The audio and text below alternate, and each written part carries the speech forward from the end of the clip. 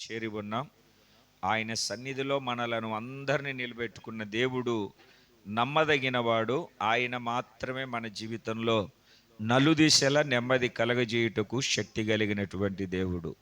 మరలా ఒక్కసారి ఈ సంవత్సరంలో కూడా మనల్నందరినీ ఈ ఉపవాస కుడికలో నిలబెట్టిన దేవునికి స్తోత్రం కలుగునుగాక. మీ మధ్యలోనికి దేవుని యొక్క వాక్యాన్ని పంచుకోవడానికి దేవుడు నాకు ఈ చక్కటి సదవకాశాన్ని కలగజేశాడు. ఇట్టి భాగ్యాన్ని, యోగ్యతను, అర్హతను నాకు ఇచ్చిన దేవాది దేవునికి స్తుతి స్తోత్రాలు చెల్లిస్తూ ఉన్నాను. అలాగే నన్ను ప్రేమతో ఆహ్వానించిన దైవ సేవకులు ఆనంద్ కుమార్ గారికి, అలాగే పెద్దలు అభిషక్తులు పీటరయ్య గారికి నా ప్రేమపూర్వకమైనటువంటి వందనాలు చెల్లిస్తూ ఉన్నాను.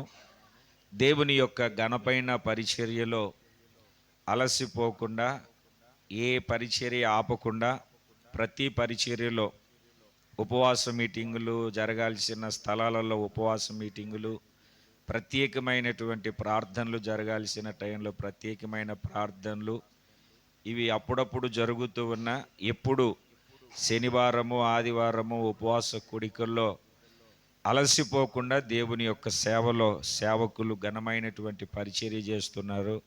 ఇంకా దేవుడు ప్రతి ఒక్కరికి మంచి ఆరోగ్యాన్ని, క్షేమాన్ని సేవకులకి ఇచ్చి దేవుడు ఇంకా బలమైన పాత్రలుగా వాడుకున్నట్లుగా ఒక్కసారి 2 చేతులు పైకెత్తి సేవకుల కోసం స్తోత్రం చెబుదామా?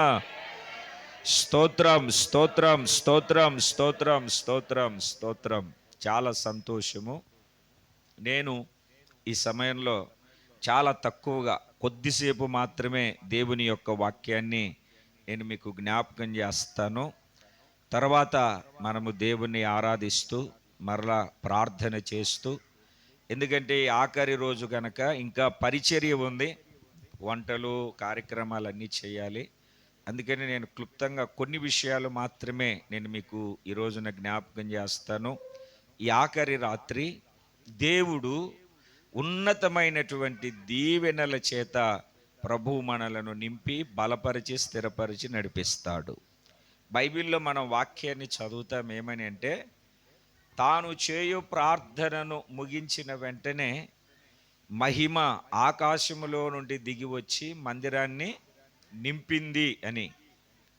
అతడు ఆ ప్రార్థన చాలించక మునుపే ఆయన చేస్తూ ఉన్నటువంటి ప్రార్థన, ఆ ప్రార్థన ముగించక మునుపే ఆ కార్యము, ప్రార్థన ఇంకా మాట్లాడుతూ ఉన్నాడు, ప్రార్థన ముగించలేదు. ఆయన చేసిన ప్రార్థన ఆయన కళ్ళ ముందుకు అలాగా నడుచుకుంటూ వచ్చేసింది.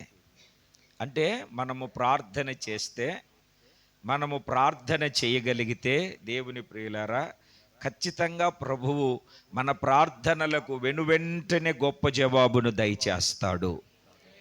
అబ్బే ఇప్పుడు కుదరదండి, ఖాళీ లేదు, ఒక 6 నెలల తర్వాత చూద్దాంలే ఏదన్నా ఖాళీగా ఉంటే అని అనేవాడు కాదు మన దేవుడు. వెనువెంటనే. ఎప్పుడండి? కొంచెం నోరు తెరిచి మాట్లాడాలి. ఎప్పుడు? వెనువెంటనే దేవుడు తన కార్యాలను మన జీవితంలో ప్రారంభిస్తాడు. ఈరోజు ఒక చిన్న మాటను నేను మీకు జ్ఞాపకం చేస్తాను. మీరు బైబిల్ తెచ్చి ఉంటే దీనవృత్తాంతముల 2వ గ్రంథము, దీనవృత్తాంతముల 2వ గ్రంథము 29వ అధ్యాయము, 29వ అధ్యాయము చివరి వాక్యం 36వ వాక్యము, 383 పేజీ నంబరు. దీన వృత్తాంతముల 2వ గ్రంథము 29వ అధ్యాయము 36వ వాక్యంలో ఒక మాటను నేను చదువుతాను, మీరు వినండి. ఈ కార్యము అప్పటికప్పుడే జరిగినందున దేవుడు జనులకు సిద్ధపరిచిన దానిని చూచి హిజ్కియాయును జనులందరూ సంతోషించిరి. మరలా మీరు చదవండి ఇప్పుడు. గట్టిగా చదవండి. చదువు. ఎప్పుడు జరిగినందున? కొంచెం గట్టిగా చెప్పాలి. 6 నెలల తర్వాత జరిగిందా? 7 వారాలు వచ్చిన తర్వాత జరిగిందా? 3 వారాలు వెళ్ళిన తర్వాత జరిగిందా? ఏ కార్యము? ఈ కార్యం. ఈ కార్యం అంటే నాకేం తెలుసు, మీకేం తెలుసు?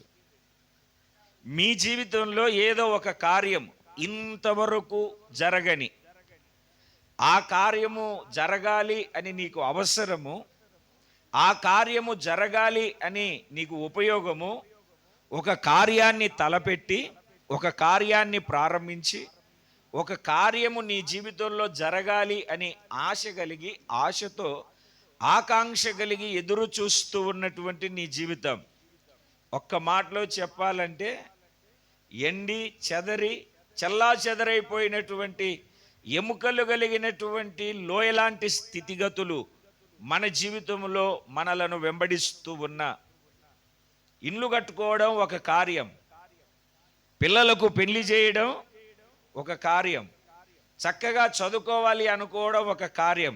ఇంకొక మాటలో చెప్పాలంటే మన జీవితంలో జరగవలసినటువంటి కార్యాలు, పొందుకోవలసినటువంటి కార్యాలు, అనుభవించవలసినటువంటి కార్యాలు ఎన్నెన్నో మన జీవితంలో అలాగా నిలిచి ఉన్నాయి, కుప్పలు తెప్పలుగా తేలుతూ ఉన్నాయి.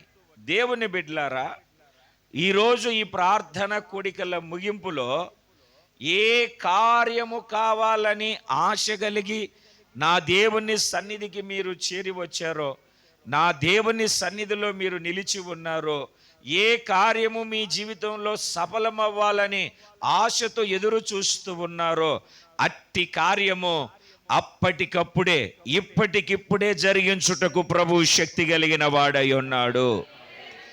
నా దేవుడు నీ పట్ల అప్పటికప్పుడే కార్యాన్ని సఫలపరుచునుగాక. ఈ కార్యము అప్పటికప్పుడే జరిగినందున నా దేవుడు గొప్పవాడు, శూన్యములో సృష్టిని కలగజేసిన వాడు, ఆకాశమును జ్ఞానతో కలగజేసిన వాడు, శూన్యములో ఏమీ లేని ఈ శూన్యములో కలుగునుగాక అని అన్నిటినీ పిలిచిన శక్తి కలిగినటువంటి దేవుడు, తన మహత్తు కలిగినటువంటి మాట చేత సమస్తమును జరిగించుచు ఉన్నతమైనటువంటి కార్యాలు జరిగించు శక్తి కలిగినటువంటి దేవుడు మనము ఆరాధిస్తున్నటువంటి దేవుడు. ఇంకా గ్రంథములో మనం చదువుతాం, మనము గ్రహించలేని గొప్ప కార్యములను కూడా దేవుడు చేస్తాడు. ఏ కార్యాలు? నోరు తెరవండి, మాట్లాడండి. మనము గ్రహించలేని, అసలు ఇలా జరిగింది ఏంటి, అసలు ఇలా ఎలా జరిగింది, అసలు ఈ విధంగా ఎలా జరిగింది అని మనము గ్రహించలేని, మనము ఊహించలేని. అందుకే బైబిల్లో అడుగు వాటికంటేను ఊహించు వాటికంటేను అత్యధికముగా చేయు శక్తి కలిగినటువంటి దేవుడు మనం ఆరాధిస్తున్న దేవుడు. మనము అడిగేది ఇంత, ఊహించేది ఇంత. అడిగిన దానికంటే, ఊహించిన దానికంటే అత్యధికముగా చేయు శక్తి కలిగినటువంటి దేవుని పాదాల చెంత మనము చేరి ఉన్నాం. మనం ఆయన సన్నిధిలో సమకూర్చబడి ఉన్నాము. ఖచ్చితంగా ఈరోజు దేవుడు నీ జీవితంలో అప్పటికప్పుడే దేవుడు కార్యాన్ని జరిగిస్తాడు. ఎప్పటికండి? అప్పటికప్పుడే. ఎప్పుడు నేను చెప్తూ ఉంటాను, మా పెద్దలు మాకు నేర్పిస్తూ చెప్తూ ఉన్నటువంటి సందర్భంలో, ఒక వ్యక్తి దేవుని నమ్ముకున్నాడు, తనకు ఉన్నటువంటి కుమార్తె పెళ్లి పెట్టుకున్నాడు. ఆయన గారు ఒక ఓనర్ దగ్గర పనిచేస్తూ ఉన్నాడు. నేను డబ్బులు తీసుకొని ఇంటికి వెళ్తే ఖర్చు అయిపోతాయి, కూర్చొని తింటే కొండలు కూడా తరిగిపోతాయని పెద్దలు చెప్తూ ఉంటారు. యజమానునితో మాట్లాడుతున్నాడు ఆయన, అయ్యా నా కూతురికి పెళ్లి చేయాలనుకుంటున్నాను, నీ దగ్గర నుండి నేను పని చేస్తున్నాను కదా, నేను పని చేసినన్ని రోజులు ఈ డబ్బులు నీ దగ్గరే ఉంచుకొని వివాహ టయానికి ఇమ్మని చెప్పి తన యజమానుని దగ్గర చేస్తూ ఉన్నటువంటి ఆ పని డబ్బుల్లో కొంత మిగుల్చుకుంటూ వచ్చాడు. దగ్గర కొంత సొమ్ము పైకం రెడీ అయిపోయిన తర్వాత వాళ్ళ అమ్మాయికి ఒక మంచి సంబంధం చూశారు. పెళ్లి వాళ్ళు వచ్చారు, మాట్లాడుకున్నారు. పలాని 14వ తేదీన పెళ్లి అని చెప్పారు. పెళ్లి అని చెప్పిన వెంటనే అసలు కట్న కానుకలు అవి ఇవి ఏంటని మాట్లాడుకున్నారంట. మాట్లాడుకుంటే ఏమి లేదు, మాకు ఇప్పుడు ఏమి ఇవ్వనవసరం లేదు, పెళ్ళికి 14వ తేదీ పెళ్ళి కదా, 13వ తారీఖున మాకు ఆ ఇవ్వవలసిన ₹1,00,000 ఇస్తే సరిపోద్ది, ఇక మాకు ఏం వద్దు, అసలు ఏమి బంగారు గింగారు ఏం వద్దని చెప్పేసి మాట్లాడుకున్నారు. ఈయన కూడా ఓకే అనుకున్నాడు. సంపాదించి పెట్టుకున్నాడు కదా, కుమార్తెకు ₹1,00,000, పెళ్లి ఖర్చులు ఒక 50,000 ఎంతో పోగు చేసుకొని యజమానుని దగ్గర పెట్టుకున్నాడు.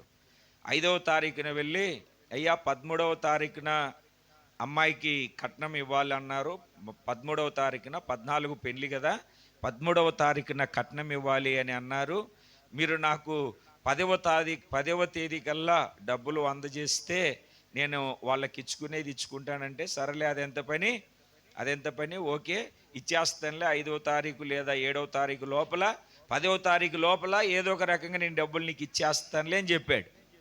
దేవుని బిడ్డలారా, అలాగనే జరుగుతూ ఉన్నటువంటి సందర్భంలో 9వ తారీఖు నైటు ఆ ఓనర్ గారు ఏదో ఊరికి వెళ్ళాల్సినటువంటి చాలా అర్జెంట్ అయిపోయి ఎవరికి చెప్పకుండా వెళ్ళిపోయాడు. ఇతడు పెళ్లి పనులు పత్రికలు పంచుకుంటూ చూసుకుంటూ వస్తూ ఉన్నటువంటి సందర్భంలో 10వ తారీఖున ఓనర్ దగ్గరికి వెళ్ళి డబ్బులు తెచ్చుకుందామని వచ్చి అడిగేసరికి ఓనర్ గారు లేరు, నిన్ననే ఊరు వెళ్ళిపోయారు, ఎక్కడికి వెళ్ళారో ఏ చోటికి వెళ్ళారో నాకు తెలియదు అని ఆ ఓనర్ గారి దగ్గర ఉన్న ఇంకొక పనివాడు చెప్పాడంట. ఈయన గుండె కాస్త మోకాళ్ళ దాకా దిగిపోయింది.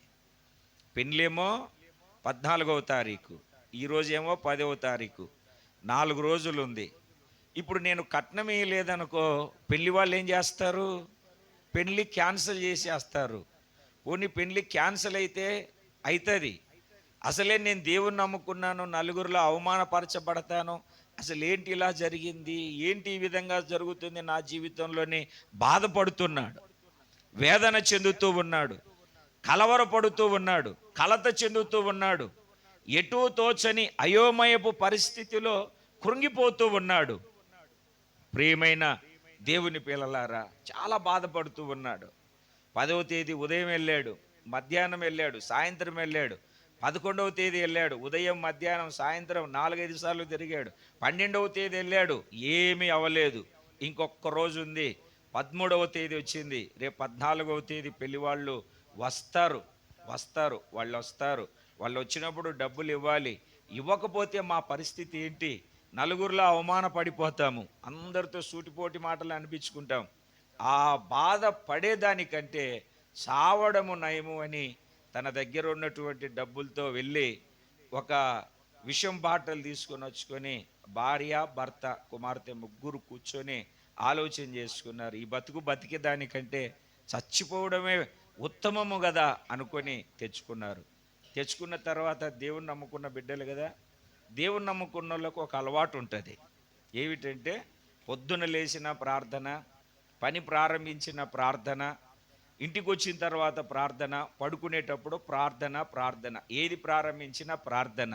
వీళ్ళు విచిత్రంగా అనుకున్నారు, మనం ఎట్లా చనిపోతున్నాం కదా, దేవునికి ఒక చిన్న ప్రార్థన చేసుకొని చద్దామని ఆ డ్రింక్స్ ఏదో తెచ్చుకొని అందరూ గ్లాసుల్లో విషం పోసుకొని ప్రార్థన చేసుకుందామని అలాగా ప్రార్థన చేసుకుంటూ ఉన్నారంట. ప్రార్థన చేసుకుంటూ ఉంటే ఒక్కొక్కరు ప్రార్థన చేస్తున్నారు. ప్రార్థన చేస్తూ ఉంటే ఆ చివరిగా ఆ యజమానుడు ప్రార్థన చేస్తున్నాడు. ప్రార్థన చేస్తుంటే ఎవరో బయట ఉండి తలుపులు కొడుతున్నారు, దబా తలుపులు కొడుతున్నారు. చనిపోయి ప్రార్థన చేసుకుంటుంటే వీళ్ళెవరు దరిద్రంగా వచ్చి తలుపులు తడుతున్నారు. ఒక బాధ, ఒకవైపు వేదన, కలవరంతో వెళ్ళి వాళ్ళ భార్యను చూడమంటే నేను వెళ్ళనింది. సరే ప్రార్థన చేసి అలా ముగించి వెళ్ళి తలుపులు తీసేసరికి ఆ యజమానుని దగ్గర ఈయనతో కూడా పనిచేసే ఆయన, ఏంటి బాబు ఇట్లా వచ్చావు నువ్వు అని అంటే, ఏం లేదు యజమానుడు వచ్చాడు, అదే నువ్వు డబ్బులు ₹1,50,000 యజమానుని దగ్గర పెట్టుకున్నావంట కదా, అది నాతో ఇచ్చి పంపించాడు, ఆయన రేపు పెళ్లికి వస్తాడంట అని చెప్పాడు. ఏమిటండి, 3 రోజులు నలిగిపోయాడు. ఇక చనిపోదాము అనుకుంటున్నటువంటి పరిస్థితి, భయాందోళనకరమైనటువంటి స్థితిగతులు. నేను ఎందుకు ఈ మాటను మీకు జ్ఞాపకం చేస్తున్నానంటే, అప్పటికప్పుడే దేవుడు ఏమని చదివామండి? ఈ కార్యము, గట్టిగా చెప్పండి ఆ మాటను, ఎప్పటికెప్పుడు? అప్పటికప్పుడే. అంటే దాని అర్థం ఏమిటి? మన దేవుడు ఎవరు అని అంటే, ఆఖరి క్షణములో కూడా అద్భుతాన్ని జరిగించుటకు శక్తి కలిగిన వాడు. అప్పటికప్పుడే మనం అనుకుంటా ఉంటాం, దేవుని దగ్గరికి వచ్చాం, ప్రార్థన చేస్తున్నాం, సేవకులకు చెప్పాం, ఉపవాస ప్రార్థనలు చేస్తున్నాం, కన్నీటి ప్రార్థనలు చేస్తూ ఉన్నాం, ప్రతి పరిచర్యలో పాలి భాగస్థలం అవుతున్నాం. నా జీవితంలో ఏ కార్యము జరగలేదేంటి? ఇదిగో అయిపోతుంది, ఇక ఏం జరగదేమో అని మనము కృంగిపోతూ ఉంటాం. దేవుని బిడ్డలారా, ఈరోజు ఎందుకో మీతో నాతో మనందరితో మహిమ కలిగినటువంటి దేవుడు మాట్లాడుతూ ఉన్నాడు. నీ పట్ల దేవుడు కార్యాన్ని జరిగించడానికి ఆలోచన కలిగి ఉన్నాడు. ఆ కార్యాన్ని దేవుడు ప్రారంభించబోతున్నాడు. అప్పటికప్పుడే నీ అవసరతను బట్టి దేవుడు కార్యాన్ని జరిగించబోతున్నాడు. దేవునికి స్తోత్రం కలుగునుగాక. అప్పటికప్పుడే మన దేవుడు శూన్యములో సృష్టిని కలగజేసినటువంటి దేవుడు ఈ రోజున తన మహిమ కలిగినటువంటి హస్తాన్ని చాపి నీ జీవితంలో అప్పటికప్పుడే దేవుడు కార్యాన్ని జరిగించబోతున్నాడు. అప్పటికప్పుడే దేవుడు కార్యాన్ని జరిగించడానికి దేవుడు జనులకు సిద్ధపరిచిన దాన్ని కూడా జనులు చూశారట. వాళ్లకు ఆ పెళ్లికి ఈయన కష్టపడి సంపాదించుకున్నదే. ఆ ముందు రోజున ఆ 4 రోజులు ఏమైపోతుందో ఏంటో, యజమానుడు ఎక్కడికో వెళ్ళిపోయాడు, ఏ ఊరికి వెళ్ళాడో తెలియదు, అసలు వస్తుందా రాదా, చనిపోదాము అని విషము కలుపుకొని మరి కొద్ది క్షణాల్లో చనిపోవడానికి సంసిద్ధంగా ఉన్నటువంటి వాళ్ళ జీవితంలో అప్పటికప్పుడే దేవునికి స్తోత్రం కలుగునుగాక. 14వ తేదీన పెళ్లివారు వస్తారు. 13వ తేదీ రాత్రి దేవుడు వాళ్ళ హృదయానికి సంతోషము కలుగునట్లుగా, కార్యము జరుగునట్లుగా, వాళ్ళు సంపాదించింది సమకూర్చుకున్నది వాళ్ళ జీవితంలో అందేటట్లుగా దేవుడు కార్యాన్ని జరిగించాడు. దేవుని బిడ్డలారా, అదే డబ్బులు ఆ టైంలో అందకపోతే పెళ్లి కాదు కదా, ఇంట్లో చావు మాత్రమే మిగిలి ఉండేది. ఈ రోజున జీవము కలిగినటువంటి దేవుడు వాళ్ళ జీవితంలో చేసిన దేవుడు నిన్న, నేడు, రేపు, ఎప్పటికీ నిరంతరము ఏకరీతిగా ఉండే దేవుడు, మనము ఆరాధిస్తున్నటువంటి జీవము కలిగిన దేవుడు ఈ రోజు కూడా మనందరి జీవితాలలో అద్భుతమైనటువంటి కార్యాన్ని జరిగించుటకు ప్రభువు మాత్రమే శక్తి కలిగినటువంటి దేవుడై ఉన్నాడు. ఒకసారి 2 చేతులు పైకెత్తి చేతులు ఊపుతూ ఒకసారి గట్టిగా దేవునికి స్తోత్రం చెబుదామా? ఎప్పటికెప్పుడండి? కొంచెం గట్టిగా చెప్పాలి. అప్పటికప్పుడే. చూడండి, మీరు ఆ మాటను చదివితే, ఈ కార్యము అప్పటికప్పుడు జరిగినందున దేవుడు జనులకు సిద్ధపరిచిన దానిని ఏం చేశాడండి దేవుడు?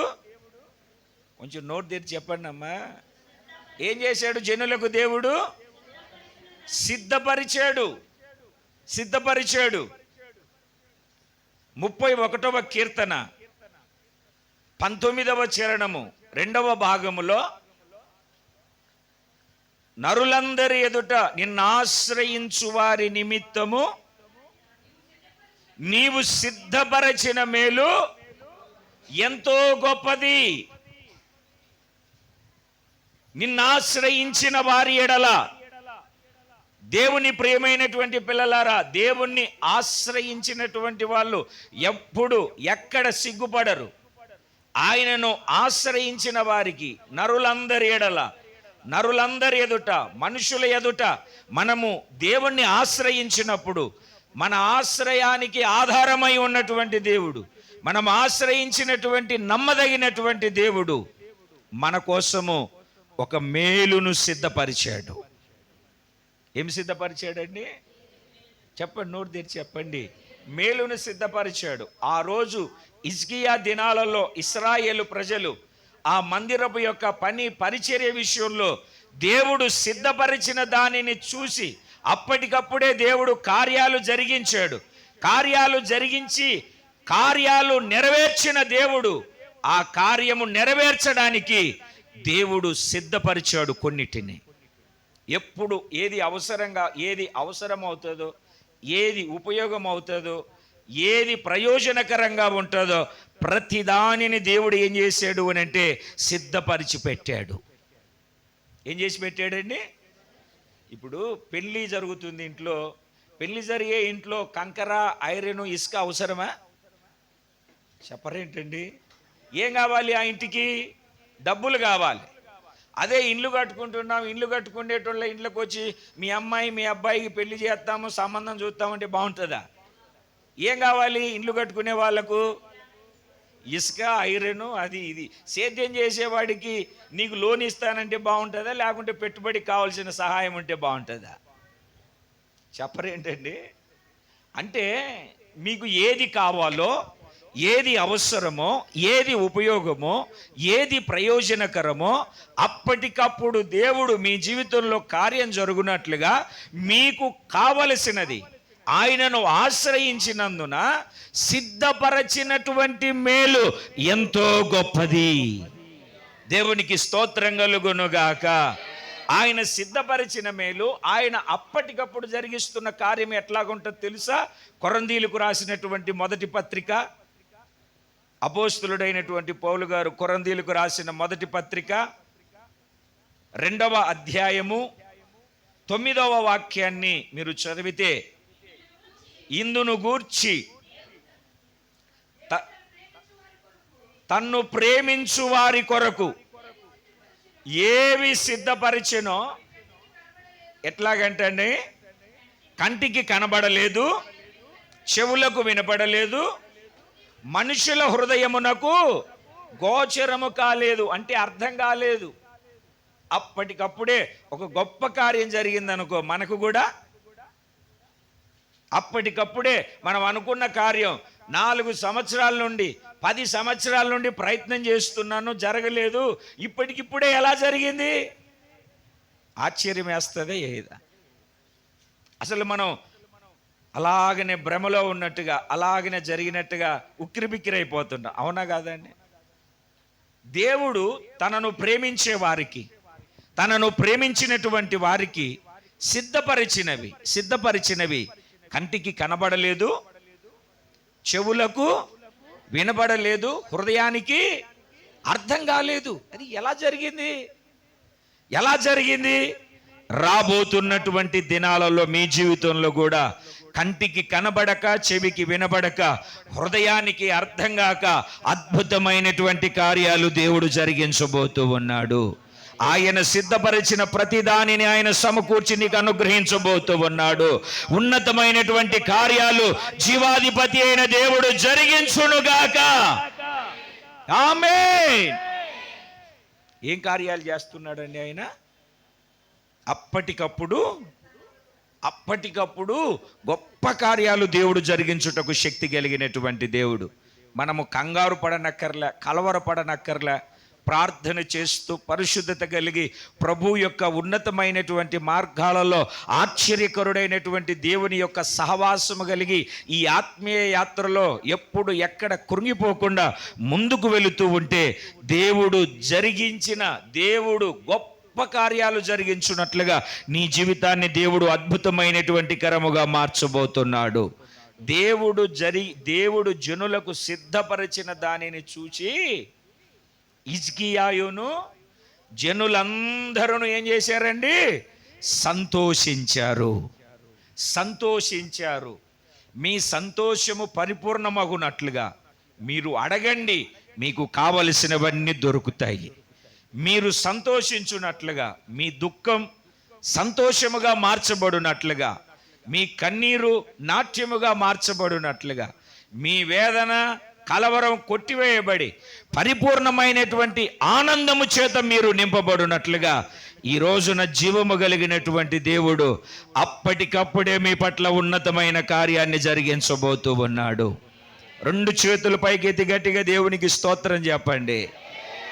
మీకు ఒక సంతోషాన్ని కలగజేయడానికి, మీకు ఆనందాన్ని కలగజేయడానికి, హర్షించి హర్షధ్వనులతో ఆశ్చర్యకరుడైన దేవుణ్ణి కనపరచడానికి, ఇక మీదట దుఃఖము నిట్టూర్పు ఎగిరిపోయి ఆనంద గానాలతో దేవుని సన్నిధిలో దేవుణ్ణి కొనియాడి నాట్యమాడుతూ పరవశించున్నట్లుగా నీ హృదయాన్ని ఆయన ఉల్లసింపజేయబోతూ ఉన్నాడు.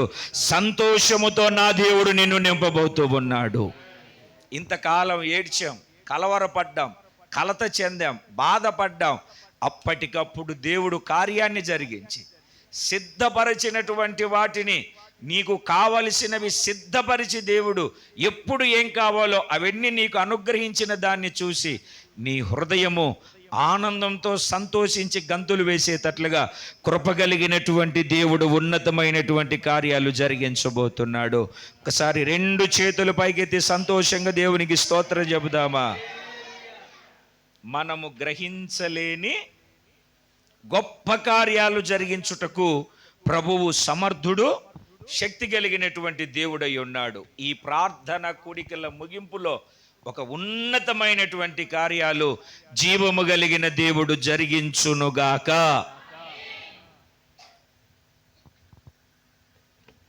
మరలా మిమ్మల్ని ఒక మాట అడుగుతాను.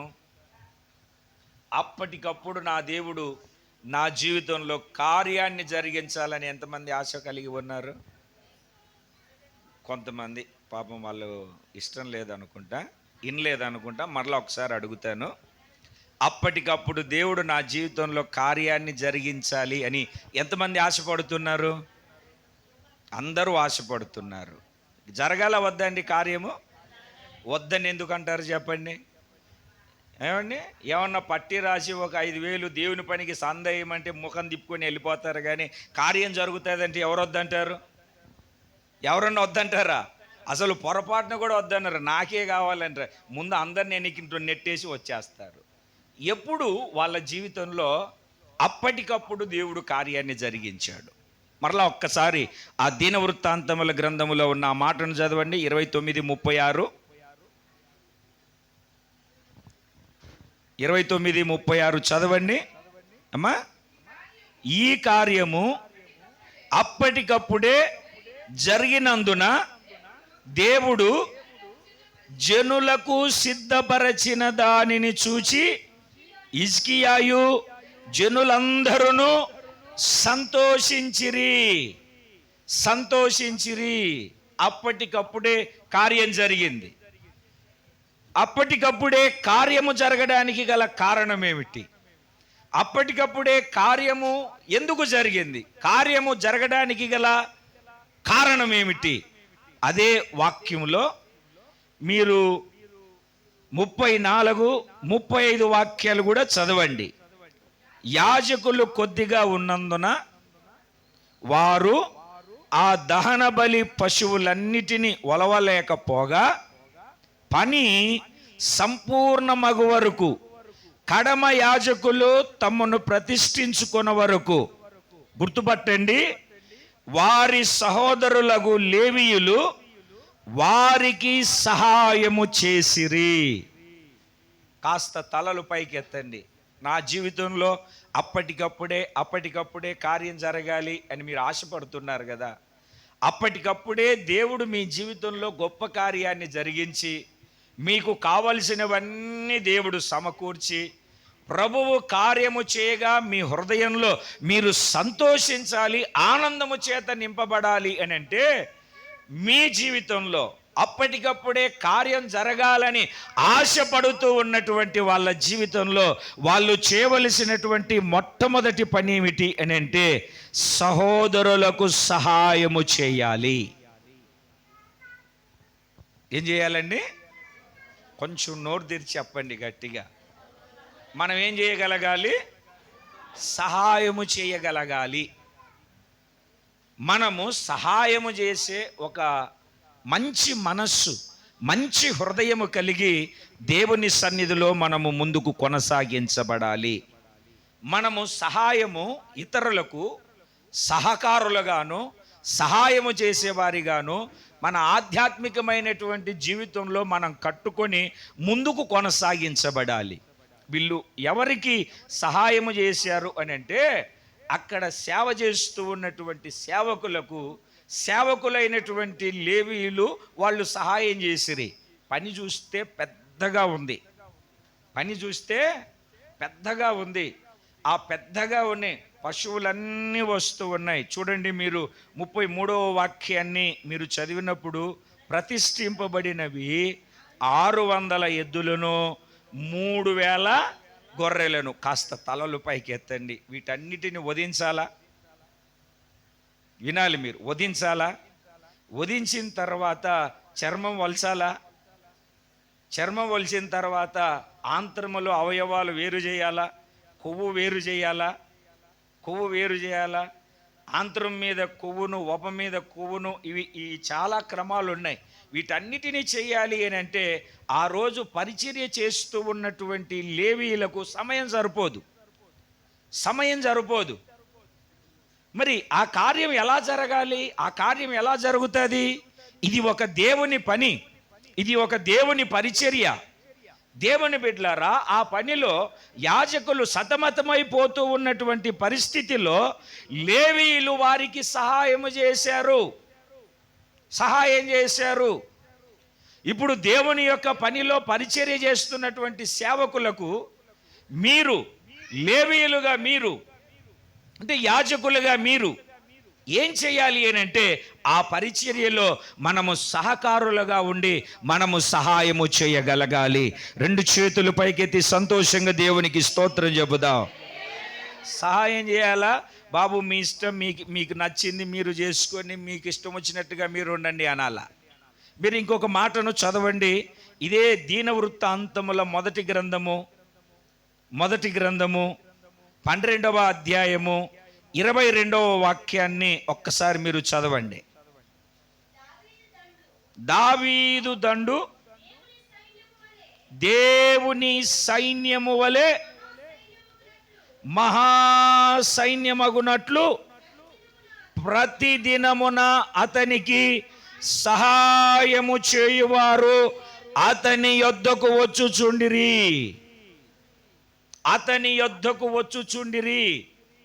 ఎవరి దగ్గరికి వస్తున్నారంటే దావీదు దగ్గరికి వస్తున్నారు. ఎందుకు దావీదు దగ్గరికి వస్తున్నారు అని అంటే సహాయము చేయడానికి. మొదటనేమో దేవుని సైన్యము వలె మహాసైన్యం. దావీదు దగ్గర చిన్న సైన్యం, దావీదు దగ్గర కొద్ది మంది. మీకు ఇంకా వాక్యాన్ని జాగ్రత్తగా చెప్పాలంటే దావీదు పారిపోయినప్పుడు ఒంటరివాడు, తర్వాత 10ల్లో, తర్వాత 100ల్లో, తర్వాత 1000ల్లో, తర్వాత 1,00,000ల్లో. ఇప్పుడు వాక్యాన్ని మనం చదువుతూ ఉన్నాము. మహాసైన్యముగా మార్చబడింది అతని సైన్యం.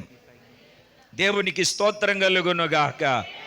ఈ రోజున మన ఆత్మ సంబంధమైన ఆత్మీయ యాత్రలో, ఆత్మ సంబంధమైన జీవితంలో దేవుని బిడ్డలారా, మనము మన ఆత్మీయ యాత్రలో మనం గుర్తుపెట్టుకోవలసిన ఒకే ఒక మాట ఏమిటంటే మనము ఎంతమందికి ఏ విధంగా సహాయము చేయగలుగుతూ ఉన్నాము, ఎంతమందికి మనము సహకారులుగా ఉండగలుగుతున్నాము, ఎంతమందికి మనము సహాయము చేసే వారిలాగా మనం మార్చబడుతూ ఉన్నాము.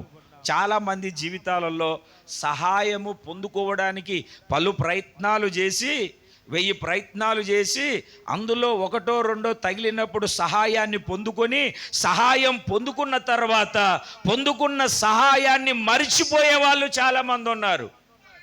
చాలామంది కాదు, మనమే ఉన్నాం. ఎంతో మందితో సహాయం పొందుకున్నాం, మర్చిపోయాం. మన జీవితంలో మనకు తెలిసిన వాళ్లకు మనకు చేతనైనంత మటుకు సహాయం చేశాం. సహాయము చేయించుకున్న వాళ్ళు మనల్ని ఏం చేస్తున్నారు? తిరిగి మన ముఖం కూడా చూడట్లేదు. దేవుని పిల్లలారా, నువ్వు దేవుని యందు నిలిచి ఉన్నావు, సార్వత్రిక సంఘంలో కట్టబడుతున్నావు, క్రీస్తు పోలికగా మార్చబడడానికి ఈ పరిచర్యలో మనం ముందు కొనసాగించబడుతున్నాం.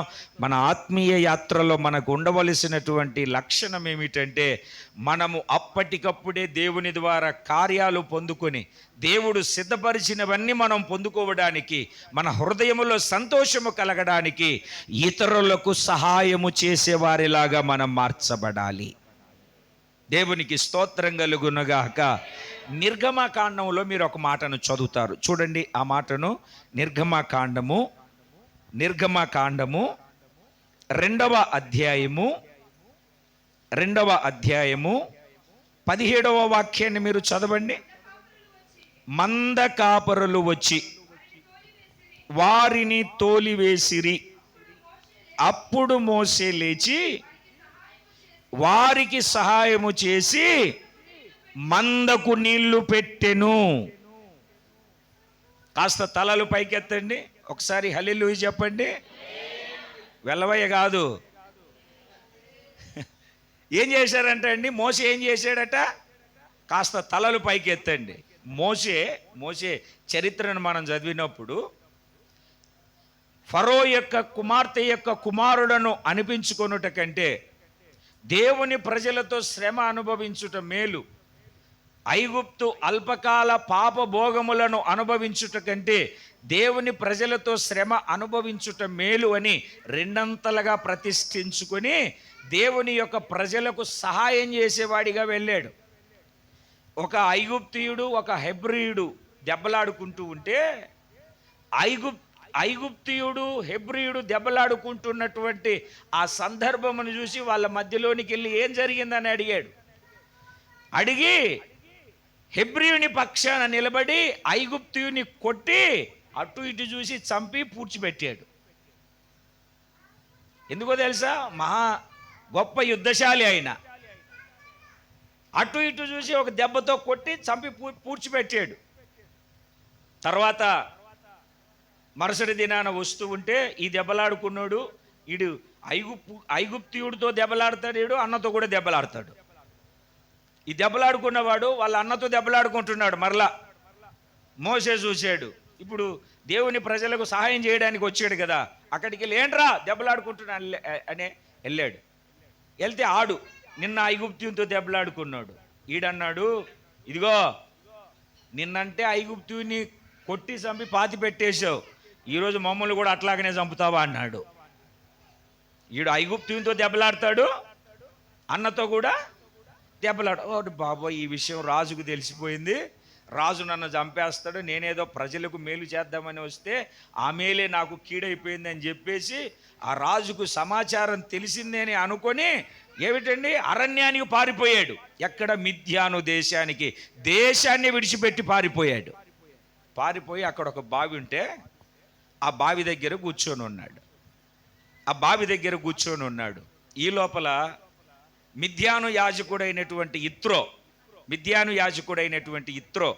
అతనికి 7 కుమార్తెలు ఉన్నారు. ఆ 7 కుమార్తెలు వాళ్ళ నాన్న మందను మేపుతూ ఉన్నారు, తండ్రి మందను మేపుతూ ఉన్నారు. మేపుకుంటూ వచ్చేసరికి ఆ మందలకు నీళ్లు పెట్టాలి కదా. ఆ బావి దగ్గర కాపరులు ఏం చేస్తున్నారు అని అంటే, వీళ్ళు నీళ్లు పెట్టకుండా, చూడండి మీరు 16వ వాక్యాన్ని కూడా చదవండి, మీకు చక్కగా అర్థమవుతుంది. మిద్యాను యాజకునికి 7 కుమార్తెలుండిరి. వారు వచ్చి తమ తండ్రి మందకు నీళ్లు చేది తొట్లను నింపుచుండగా మంద కాపరులు వచ్చి వాళ్ళను తోలివేసిరి. కాస్త తలలు పైకి ఎత్తండి. వీళ్ళు ఆడపిల్లలు కదండి, 7 మంది కుమార్తెలు కదా. నీళ్లు పెట్టడానికి ఆ నీళ్ళ దగ్గరికి వచ్చి నీళ్లు తోడి మరి అది ఎడారి ప్రదేశం కదా, ఒక చోటనే నీళ్లు ఉంటాయి, నీళ్లు తోడి తొట్లలో పోశారు. ఈ లోపల వేరే మంద కాపరులు మగవాళ్ళంతా వచ్చి ఈ ఆడపిల్లలే అది గదిమేశారు. నీళ్లు తోడిపోసింది వీళ్ళు పాపం. అక్కడ మోషే కూర్చొని ఉన్నాడు. చూసి, ఎందుకంటే అన్యాయాన్ని సహించలేడు కదా, చూసి ఆ కాపరులందరినీ తరిమేసి, అమ్మా మీరు నీళ్లు పెట్టుకోండి అని మందకు నీళ్లు పెట్టించాడు. అంటే ఆ 7 అమ్మాయిలకు, మిద్యాను కుమార్తెలకు ఈ మోషే ఏం చేశాడంటే సహాయం చేశాడు, హెల్ప్ చేశాడు. వాళ్ళు నీళ్లు తాగిన తర్వాత వెళ్ళిపోయిన తర్వాత వాళ్ళ నాన్న ఆశ్చర్యపోయాడు. అదేంటమ్మా మీరు ఎప్పుడు 7, 6:30 ఆ టయానికి వస్తారు, ఈరోజు ఏంటి మీరు 4:30కే వచ్చేసారు, 5 గంటలకే వచ్చేసారు అన్నాడు. అంటే వాళ్ళు అన్నారు, ప్రతిరోజు మేము నీళ్లు తోడడం, మంద కాపురులు వచ్చి మమ్మల్ని తోలేసి మేము తోడిన నీళ్లు వాళ్ళ గొర్రెలకు దాపుకొని వెళ్ళిపోవడం, మేము మరలా నీళ్లు తోలుకోవడం, 2 సార్లు బాధపడాల్సి వచ్చేది డాడీ. ఈరోజు మాకు ఆ బావి దగ్గర ఒకడు సహాయం చేసాడు నాన్న అని చెప్పారు. ఎవరమ్మా? ఏమో అతడు ఐగుప్తీయుడిలాగా ఉన్నాడు. ఎలాగున్నాడు? ఎందుకంటే మోసే ఐగుప్తు యొక్క కుమార్తె యొక్క కుమారుడిగా పెరిగాడు కదా.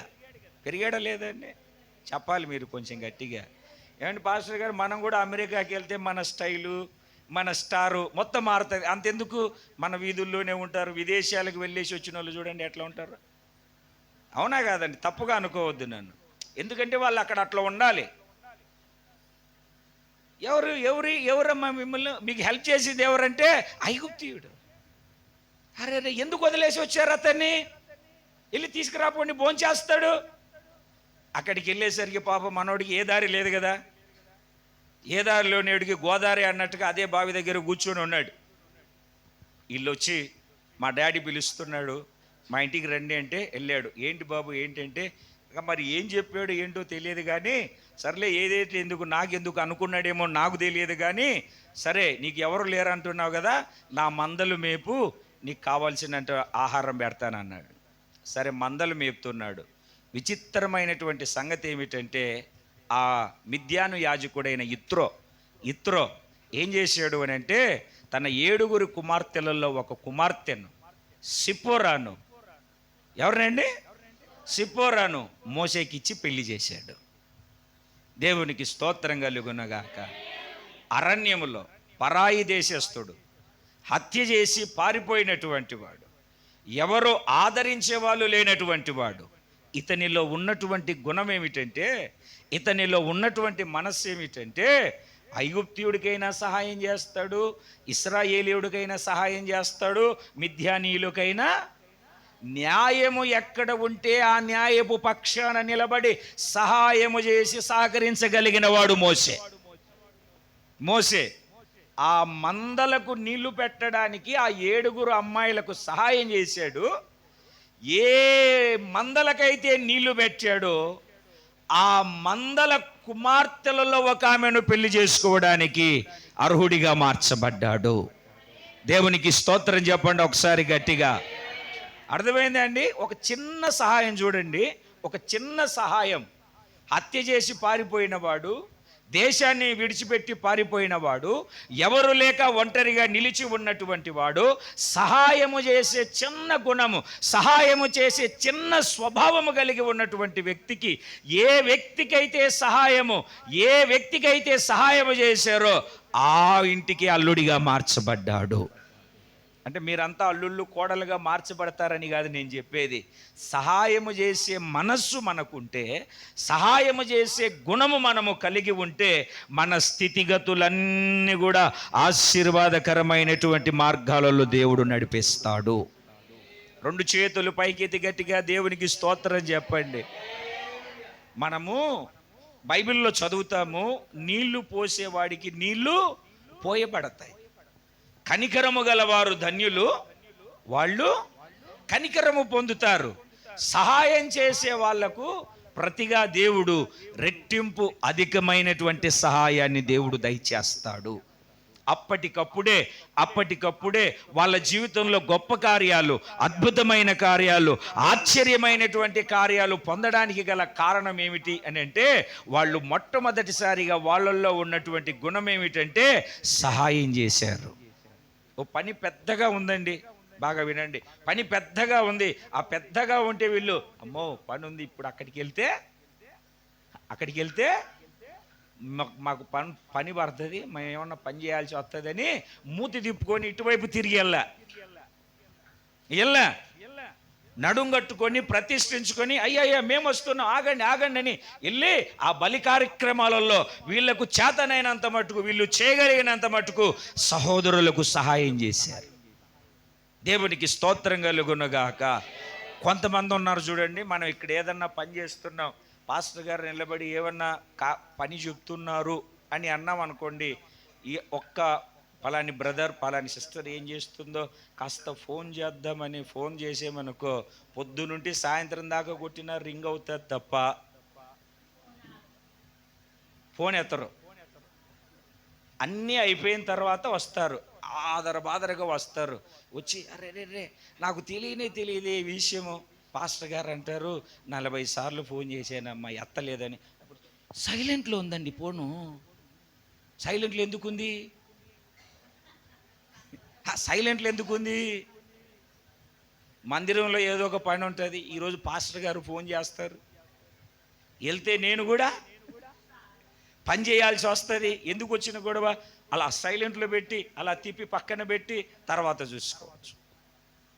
కొంతమంది ఉన్నారండి 50 సార్లు ఫోన్ చేసినా ఫోన్ తీరు.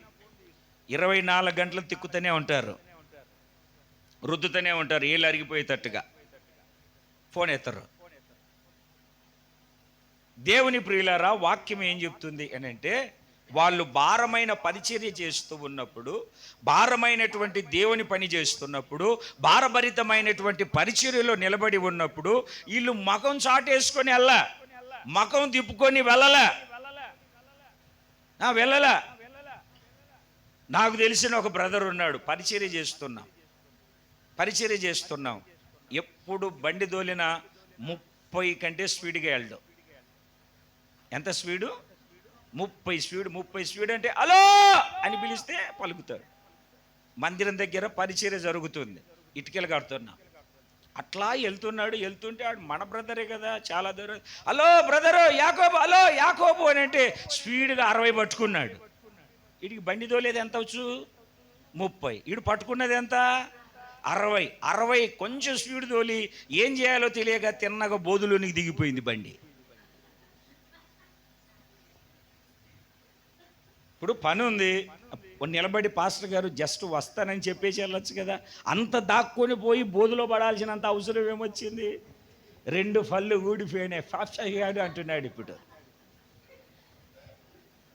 అంత అవసరం ఏమొచ్చింది అంటాను నేను.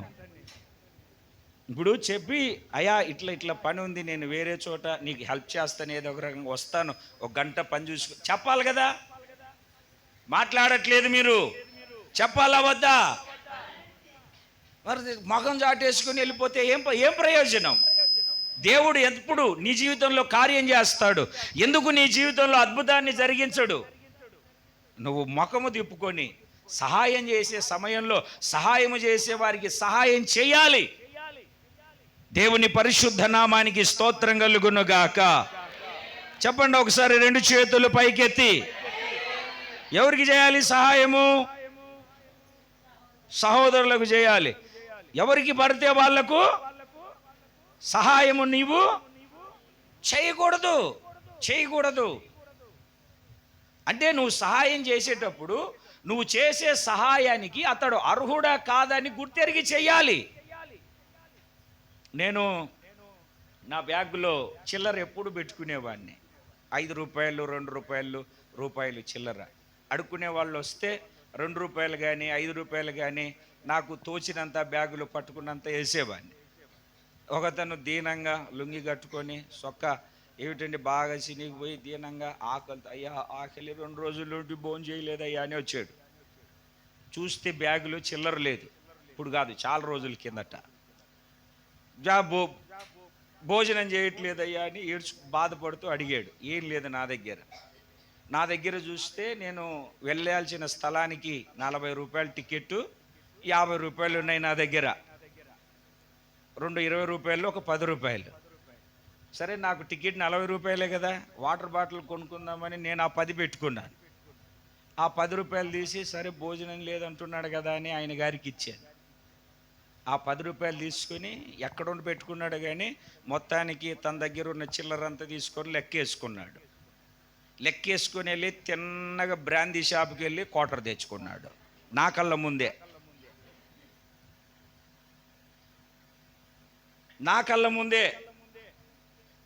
నేను నీళ్ళు తాగకుండా ప్రయాణం చేస్తూ 40 రూపాయలు ఉంటే 50 రూపాయలు ఉంటే 40 రూపాయలు టికెట్కు పెట్టుకొని ఈయనకి ఇచ్చాను. ఇంకా 2 గంటలు జర్నీ చేయాలి, 1.5-2 గంటలు, వేసవి కాలం. చాలా బాధేసిందండి, గుండె తరుక్కుపోయింది. దేవుడు కానుకలు విశ్వాసులు కానీ, మీటింగ్కి వెళ్తే సేవకులు కానీ, సేవకులు ఇచ్చే కానుక ఇప్పుడు నేను ఎవరికి దానం చేశాను? తాగుబోతోడికి దానం చేశాను.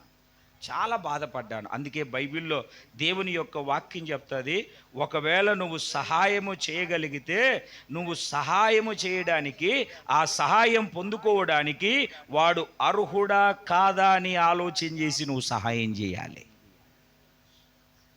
బాగా గుర్తుపెట్టుకోండి, పరిచర్యకు సహాయం చేయాలి. అక్కడ ఏమిటండి, ఎన్ని పొట్టేళ్ళు చేయండి, ఎన్ని ఎద్దులో చేయండి? ఆ 33వ వాక్యంలో 600 ఎద్దులను 3000 గొర్రెలను. పరిచర్య భారముగా ఉంది, పరిచర్య జరుగుతూ ఉంది. ఇప్పుడు కూడా ఈ ఉపవాస మీటింగులు, పరిచర్య సేవకులు ప్రయాసపడుతూ ఉన్నారు.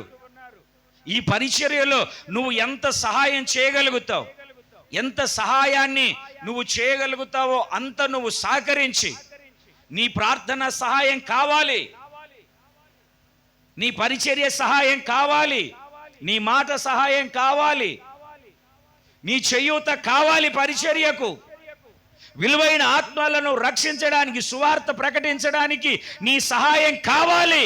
నువ్వు చేయగలిగినంత సహాయం నువ్వు దేవుని యొక్క పనికి చేయగలగాలి. నేను కుదరదు, నేను చేయనని ముఖం తిప్పుకొని వెళ్ళకూడదు. మోసే ఆ గొర్రెల మందకు నీళ్లు పెట్టడానికి వచ్చిన, నీళ్లు తోడిపోసిన ఆ అమ్మాయిలను, మరో కాపురలు వచ్చి వాళ్ళను ఏమిటండి నీళ్లు తాపకుండా చేస్తుంటే వాళ్ళను తరిమి వీళ్లకు సహాయం చేశాడు. దాని ఫలితం ఆ ఇంటికి అల్లుడిగా మార్చబడ్డాడు.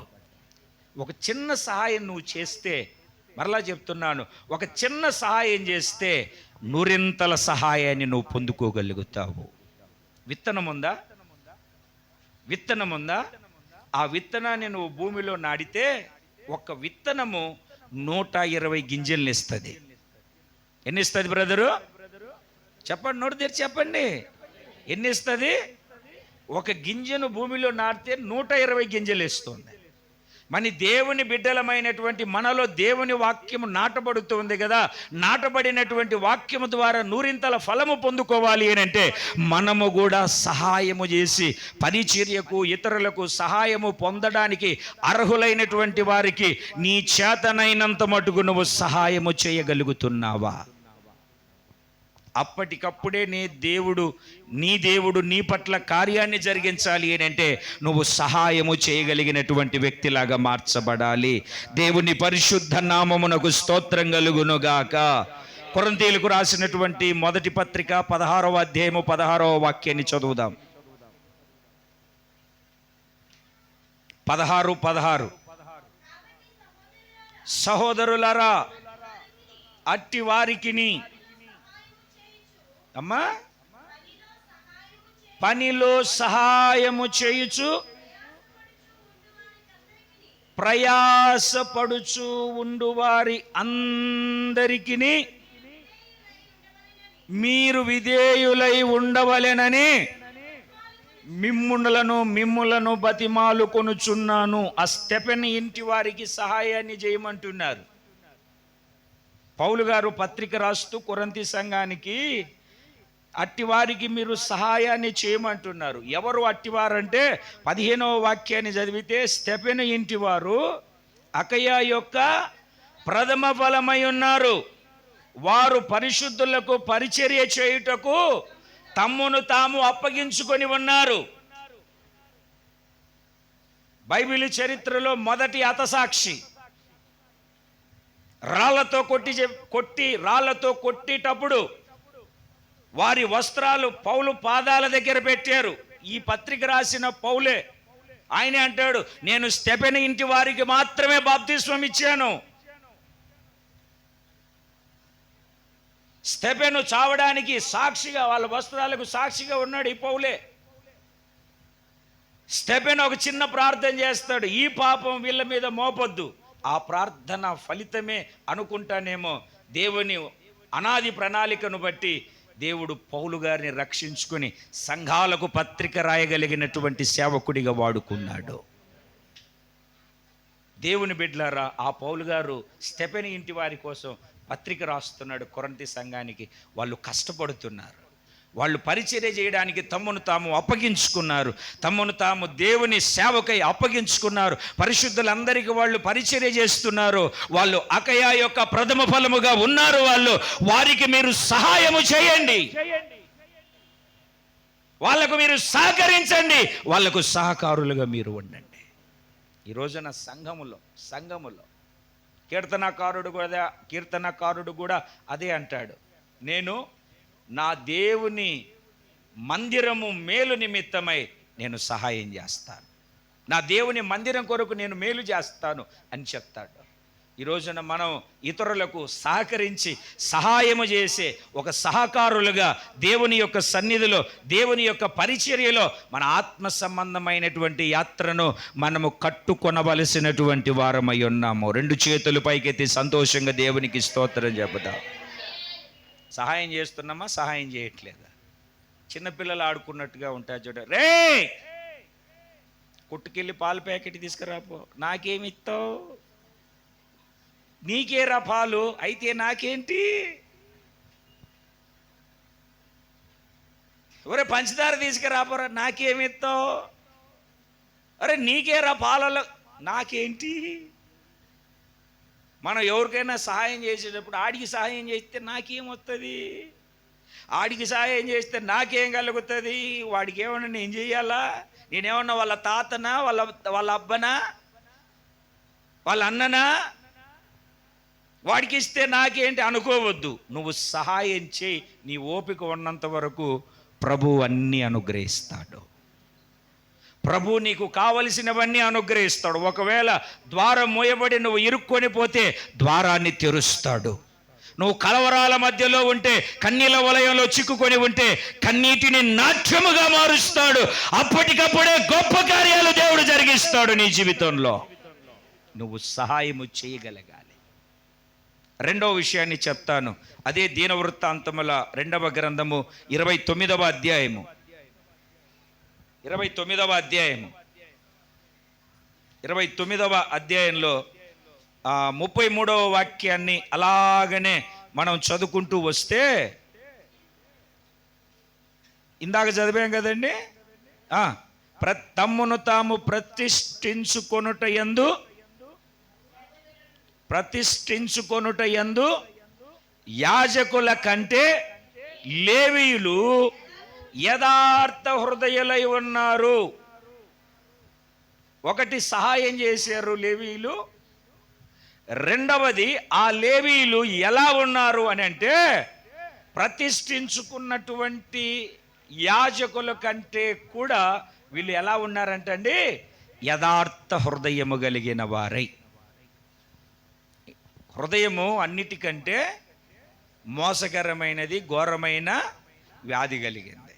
మార్కు సువార్తలో 13 రకాల పాపాలు హృదయంలో నిలబడి నివాసం చేస్తూ ఉన్నాయి. 13 రకాలైనటువంటి పాపాలు మనిషిని అపవిత్రపరుస్తూ, మనిషిని అవిధేయులుగా పాపము చేసే వ్యక్తిలాగా ఈడ్చుకుని వెళ్ళిపోతుంది. వీళ్ళు ఎలా ఉన్నారు అని అంటే, యథార్థ హృదయులై ఉన్నారు. ఏ హృదయం గలవారై ఉన్నారంటే, కొంచెం నోరు తెరిచి గట్టిగా చెప్పండి. యథార్థ హృదయం కలిగినటువంటి వారై. ఇప్పుడు యోబును గురించి మనం చదివితే, సాతానుగాడు భూమి మీద అటు ఇటు తిరిగి దేవుని కుమారులు దేవుని ఎదుట నిలబడే రోజు ఒకటి వచ్చింది. అక్కడికి వెళ్ళి సాతానుగాడు నిలబడ్డాడు. ఏం సాతానా, ఎక్కడుండి వచ్చావు అని అడిగితే ఏం చెప్పాడు, నేను భూమి మీద అటు ఇటు తిరుగుతూ వచ్చానయ్యా. సరేలే, భూమి మీద నా సేవకుడైన యోబును చూసావా, అతడు నీతిమంతుడను న్యాయమంతుడను భయభక్తులు కలిగి చెడుతనాన్ని విసర్జించిన వాడు యథార్థవంతుడనై ఉన్నాడు. సాతానుగాడు ఏమంటాడో తెలుసా, నువ్వు అన్నీ ఇచ్చి అమర్చిపెట్టి ఇంటి చుట్టూరు కంచేస్తే ఎవరైనా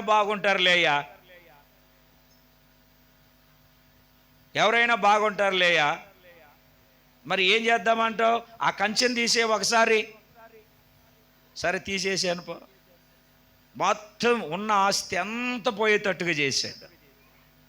ఆయన అంటాడు, ఖడ్గము తీసి నన్ను వధించిన, సంహరించిన నా దేవుని ఎదుట నేను ఉన్నటువంటి యథార్థతను నేను పొరపాటును కూడా విడిచిపెట్టను అంటాడు. నా దేవుని ఎడల ఉన్న యథార్థతను నేను విడిచిపెట్టను. దేవునికి స్తోత్రం కలుగునగాక. అప్పుడప్పుడు మనం ఏం చేస్తామో తెలుసా,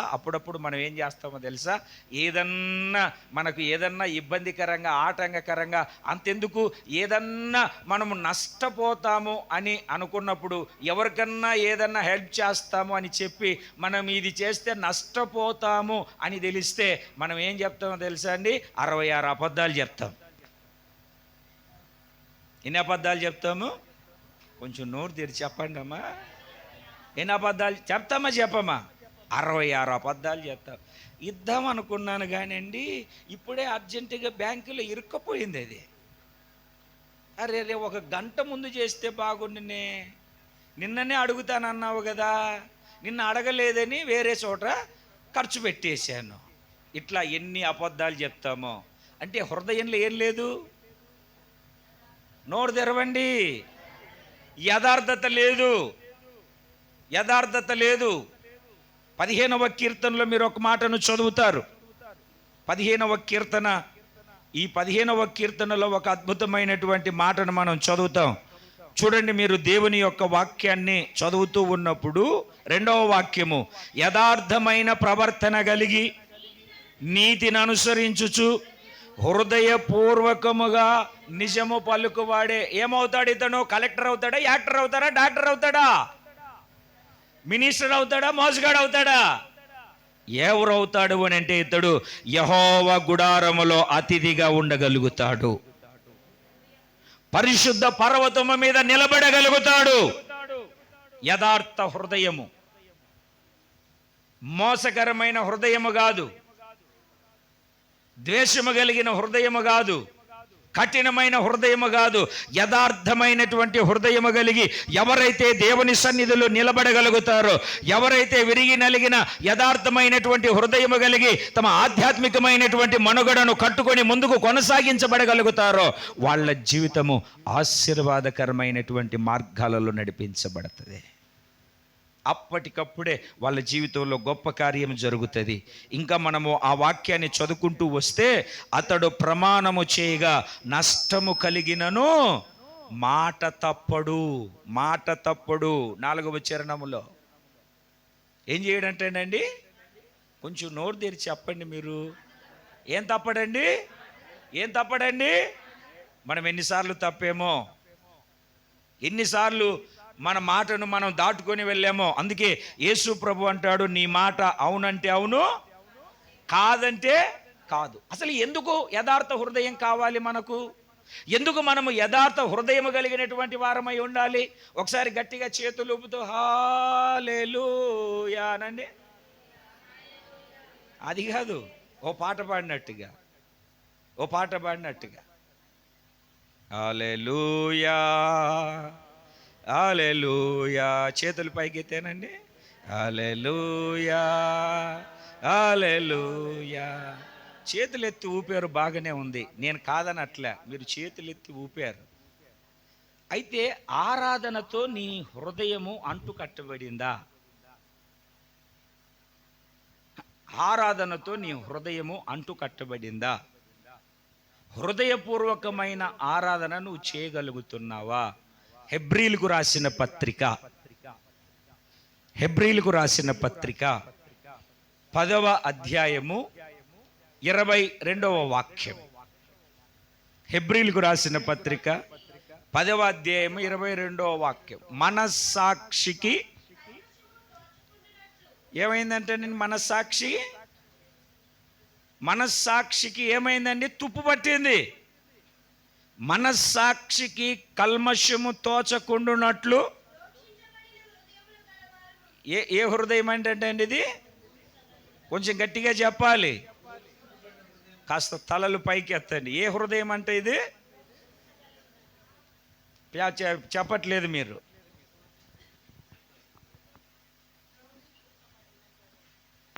ప్రోక్షించడం అంటే తలలు పైకి ఎత్తి తల్లి. ఇది చూడండి, ఇప్పుడు నేనేం చేశాను? నీళ్ళను, ఆ నీళ్ళు నాకు వస్తాయా?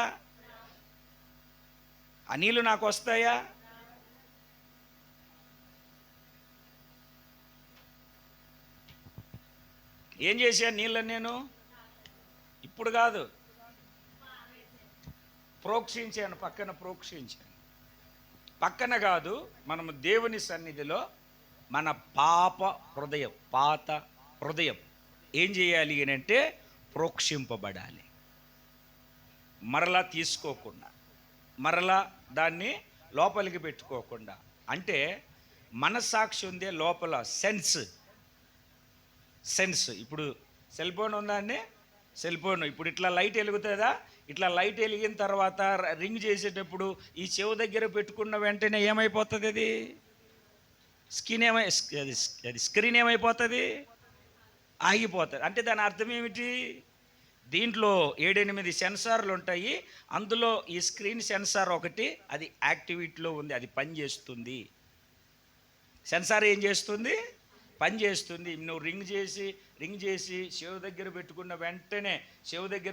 వెంటనే ఇది ఏమైపోతుంది అని అంటే, దేవుని బిడ్డలారా, మళ్ళీ రింగ్ చేసి ఇటు పెట్టుకున్న వెంటనే లైట్ ఆగిపోద్ది. అంటే పనిచేస్తుంది సెన్సారు. కొంతమందికి మనస్సాక్షి పనిచేయదు. ఇది తప్పు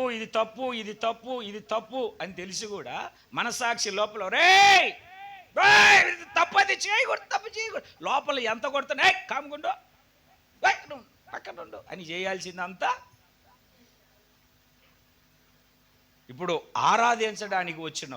ఆరాధించేటప్పుడు మన మనస్సాక్షికి కల్మషము తోచకుండానట్లుగా ప్రోక్షింపబడిన హృదయము గలవారమై, నిర్మలమైనటువంటి ఉదకముతో స్నానములు చేసిన శరీరములు గలవారమై ఉండి, విశ్వాస విషయములో సంపూర్ణ నిశ్చయత కలిగి, అదుగో యథార్థమైన హృదయముతో దేవుని సన్నిధానానికి చేరదాం.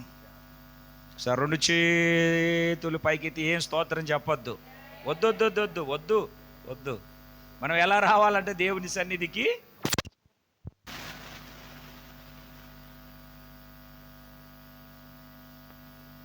దేవునికి స్తోత్రం కలుగునుగాక.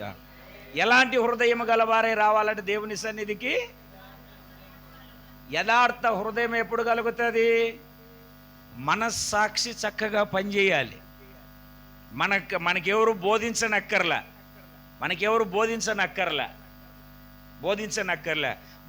మనస్సాక్షి మనకుంది. ఇంకొక మాటను చెప్పనా, రేపు తీర్పు దినములో కూడా మనస్సాక్షిని బట్టి కూడా తీర్పు తీర్చబడుతుంది. ఎవరో వచ్చి నువ్వు ఇలా చేసావు అని చెప్పనక్కర్లే. అమ్మో, యో బ్రదర్, సిస్టర్, దేవుల సింహాసనం దగ్గర ఆయన కూర్చొని ఉన్నప్పుడు మనం వెళ్తాం. వెళ్ళిన తర్వాత నీ మనస్సాక్షి అది తప్పు అని చెప్పింది, అయినా నువ్వు చేసావా లేదా? దేవుని దగ్గరికి ఆరాధించడానికి వచ్చినప్పుడు మనస్సాక్షికి కల్మషము తోచకుండా హృదయము ప్రోక్షించబడి, దేవుని సన్నిధిలో హన్న తన ఆత్మను దేవుని సన్నిధిలో కృమ్మరించినట్లుగా, ఇంకా వాక్యాలు చాలా ఉన్నాయి. దేవుని సన్నిధిలో మీ హృదయములను నీళ్ల వలె కృమ్మరించండి. నీళ్ల వలె కృమ్మరించండి. దేవుని సన్నిధానానికి చేరేసరికి ఎలాగ రావాలట? యథార్థ హృదయము గలవారమై, యథార్థ హృదయముతో. ఇప్పుడు చెప్పండి, చేతులెత్తి ఆరాధన చేస్తూ ఉంటే ఆ ఆరాధన దేవుడు నాగ్రానించి ఆరాధనకు దేవుడు గొప్ప ప్రతిఫలాన్ని కలగజేస్తాడు. 2 చేతులు పైకెత్తి గట్టిగా ఇప్పుడు దేవునికి స్తోత్రం చెప్పండి. ఇప్పుడు మీరు నాకు పప్పలు పెట్టారనుకోండి, పెట్టర్లేండి, నేను రానులేండి, కంగారు పడద్దు, మాకు కావాల్సినవన్నీ పాస్టర్ గారు ఏది తక్కువ కాకుండా చూసుకుంటారు. మీరు మాకు పప్పలు పెట్టారనుకోండి, అంటే స్నాక్స్ టిఫిన్ పెట్టారనుకోండి, ఆ టిఫిన్ మీరు తీసుకొని వచ్చినప్పుడు ఆ టిఫిన్లో 4 బొద్దింకలు, 3 బల్లులు,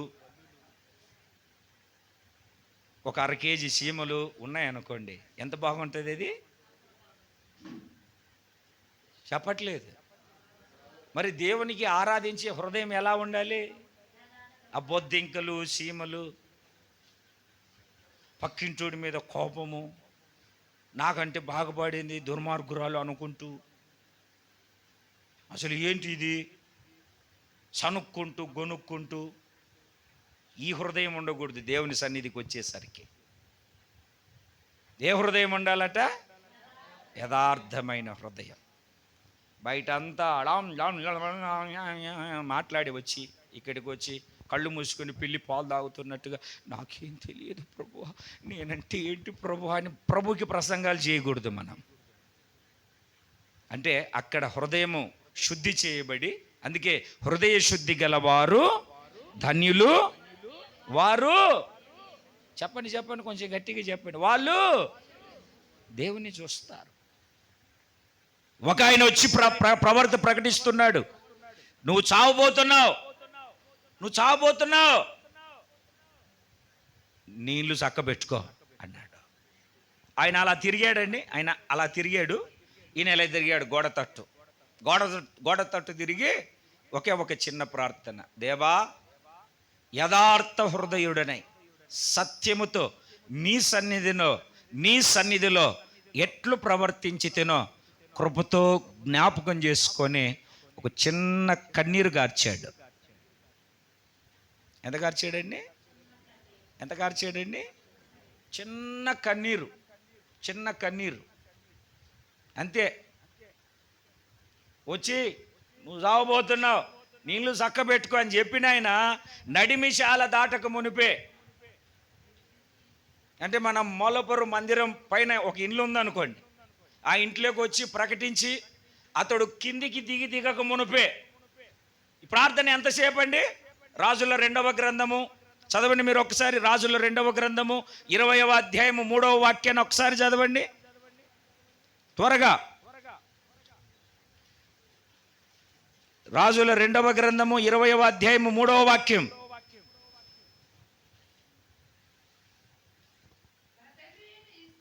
మూడవ వాక్యం, యెహోవా, చూడండి, యెహోవా యథార్థ హృదయుడనై సత్యముతో నీ సన్నిధిని నేనెట్లు నడుచుకొంటినో, అమ్మా నీ దృష్టికి అనుకూలముగా సమస్తమును నేనెట్లు జరిగించి తినో కృపతో జ్ఞాపకము చేసుకో. ఎన్ని గంటలు పట్టింది ఈ మాట పలకడానికి? 20 సెకండ్లు కూడా పట్టదు. 20 సెకండ్లో ఒక వ్యక్తి అంత దూరం నడుస్తాడు. అతని హృదయము నొచ్చుకొనినదై గోడ తట్టు తిరిగి కన్నీరు విడిచి ఒక చిన్న ప్రార్థన చేశాడు. ఆ ప్రార్థన ఫలితం ఏమిటంటే, వచ్చి ప్రకటించిన వాడు రాజు యొక్క నడిమిశాల దాటక మునిపే మరలా దేవుడు అతనితో మాట్లాడుతున్నాడు, నువ్వు మరలా వెళ్ళి నా సేవకుడైన హిజ్కియాతో చెప్పు, అతని ఆయుష్ను నేను పొడిగించబోతూ ఉన్నాను, అతన్ని నేను బాగు చేయబోతూ ఉన్నాను, అతన్ని నేను స్వస్థపరచబోతూ ఉన్నాను, స్వస్థపరచబోతున్నాను. దేవునికి స్తోత్రం కలుగునుగాక. ఎన్ని రోజులు వచ్చానో ప్రార్థనకు, ఎన్నిసార్లు ప్రార్థన చేయించుకున్నానో, అసలు ఏం జరగట్లేదు. పాలకొల్లు వెళ్తే బాగా జరుగుతుందంట. యథార్థ హృదయం లేకుంటే ఏ కొల్లుకి వెళ్ళినా నువ్వు కుళ్ళు అయిపోతావు. యథార్థ హృదయంతో దేవుని సన్నిధిలో నువ్వు నిలబడి ఉన్నప్పుడు, నీ పశ్చాత్తాపపు కన్నీటిని నువ్వు కార్చినప్పుడు, ఆ పశ్చాత్తాపపు కన్నీటి ప్రార్థన ఎంతటి భయంకరమైనటువంటి రోగాన్నైనా బాగు చేయగలుగుతుంది. నువ్వు చస్తావు అని మరణపు వార్త పంపిన దేవుని హృదయాన్ని కరగబెట్టగలుగుతుంది నీ కన్నీటి ప్రార్థన. దేవుడు మనసులో సంతాపమునుంది నీ పట్ల కార్యాన్ని జరిగించడానికి ఆయన పూనుకుంటాడు. మీరు ఇంటికి వెళ్ళిన తర్వాత చరిత్రను చదవండి, ఎలాగ బాగవుతుందయ్యా, నాకు కురుపు లేసింది కదా, పుండు వచ్చింది కదా, మరణకరమైన జబ్బు కదా, చస్తావని చెప్పిన వాడు మరలా తిరిగి వచ్చి దేవుడు నీ ఆయుష్ను పొడిగించబోతున్నాడని చెప్పాడు. అంజూరపు ఆడలను తీసుకొని వచ్చి ఆ అంజూరపు ముద్దను ఆ కురుపు మీద వేయగా అతడు బాగుపడ్డాడు. ఎలాగయ్యా సూచన? 3వ దినాన నువ్వు మందిరపు మెట్లెక్కబోతూ ఉన్నావు. ఇంకేంటయ్యా సూచన? గడియారపు ముళ్ళు 10 మెట్లు దిగింది కదా, మరలా 10 మెట్లు పైకెక్కేటట్లుగా చేయబోతున్నాను. ఇప్పుడు మనం వాచ్ల్లో, సెల్ ఫోన్లో టైం చూసుకుంటున్నాం. ఆ రోజుల్లో ఏంటి వాచ్ అంటే నీడ, మెట్ల మీద ఒక ఊచ ఉంటుంది. ఆ మెట్ల నీడ దిగుతూ ఉంటే ఒక మెట్టు దిగితే 7 అయింది, రెండో మెట్టు దిగితే 8 అయిందని మెట్ల నీడను బట్టి టైం చూసేవాళ్ళు. అంటే 10 మెట్ల మీ నీడ దిగింది అని అంటే 10 మెట్ల నీడను ఎనిక్కి తెస్తాను అంటే ఒక 10 గంటలను నేను ఎనిక్కి తిప్పుతానని దేవుని అర్థం. కాలములను సమయములను ఆయన స్వాధీనములో ఉన్నాయి. ఏదైనా చేయుటకు ఆయన శక్తి కలిగిన దేవుడై ఉన్నాడు. శూన్యములో సృష్టిని కలగజేసిన వాడు, మానవునికి నిర్మాణాకారాన్ని కలగజేసి ఎముకలను పెట్టి మాంసమును పొదిగించి నరములను అమర్చి చర్మమును కప్పి జీవవాయువును వదిలినవాడు ఆయన. సర్వశక్తి కలిగినటువంటి దేవుడు మనం ఆరాధిస్తున్న దేవుడు. మన హృదయం చెప్పు, మన హృదయం మనుషుల దగ్గర ఆడుతున్నట్టుగా కళ్ళబొల్లి మాటలు, కల్పన కథలు కాదు, కాలయాపన కాదు, విచ్చలవిడిగా ఇష్టం వచ్చినట్టుగా తిరగడము కాదు. దేవుని సన్నిధిలో చేతులెత్తి ఆరాధన చేసేటప్పుడు యథార్థమైన హృదయములు గలవారై ఆయన సన్నిధికి రావాలి. దేవునికి స్తోత్రం కలి. ఇటు అనకూడదు, ఎక్కువ ఫ్లో పోతుంది.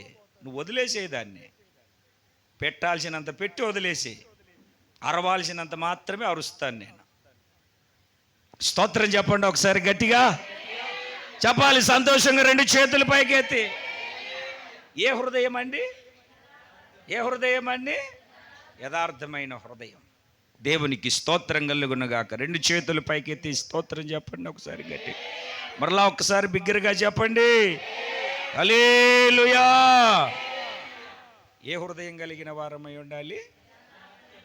యథార్థ హృదయం కలిగినటువంటి వాళ్ళు శుద్ధీకరించబడాలి. యథార్థ హృదయం కలిగిన వాళ్ళు ప్రార్థన చేయాలి. అంత ఛాలెంజ్గా ప్రార్థన చేయగలుగుతామండి హిజ్కియా చేసినట్టుగా?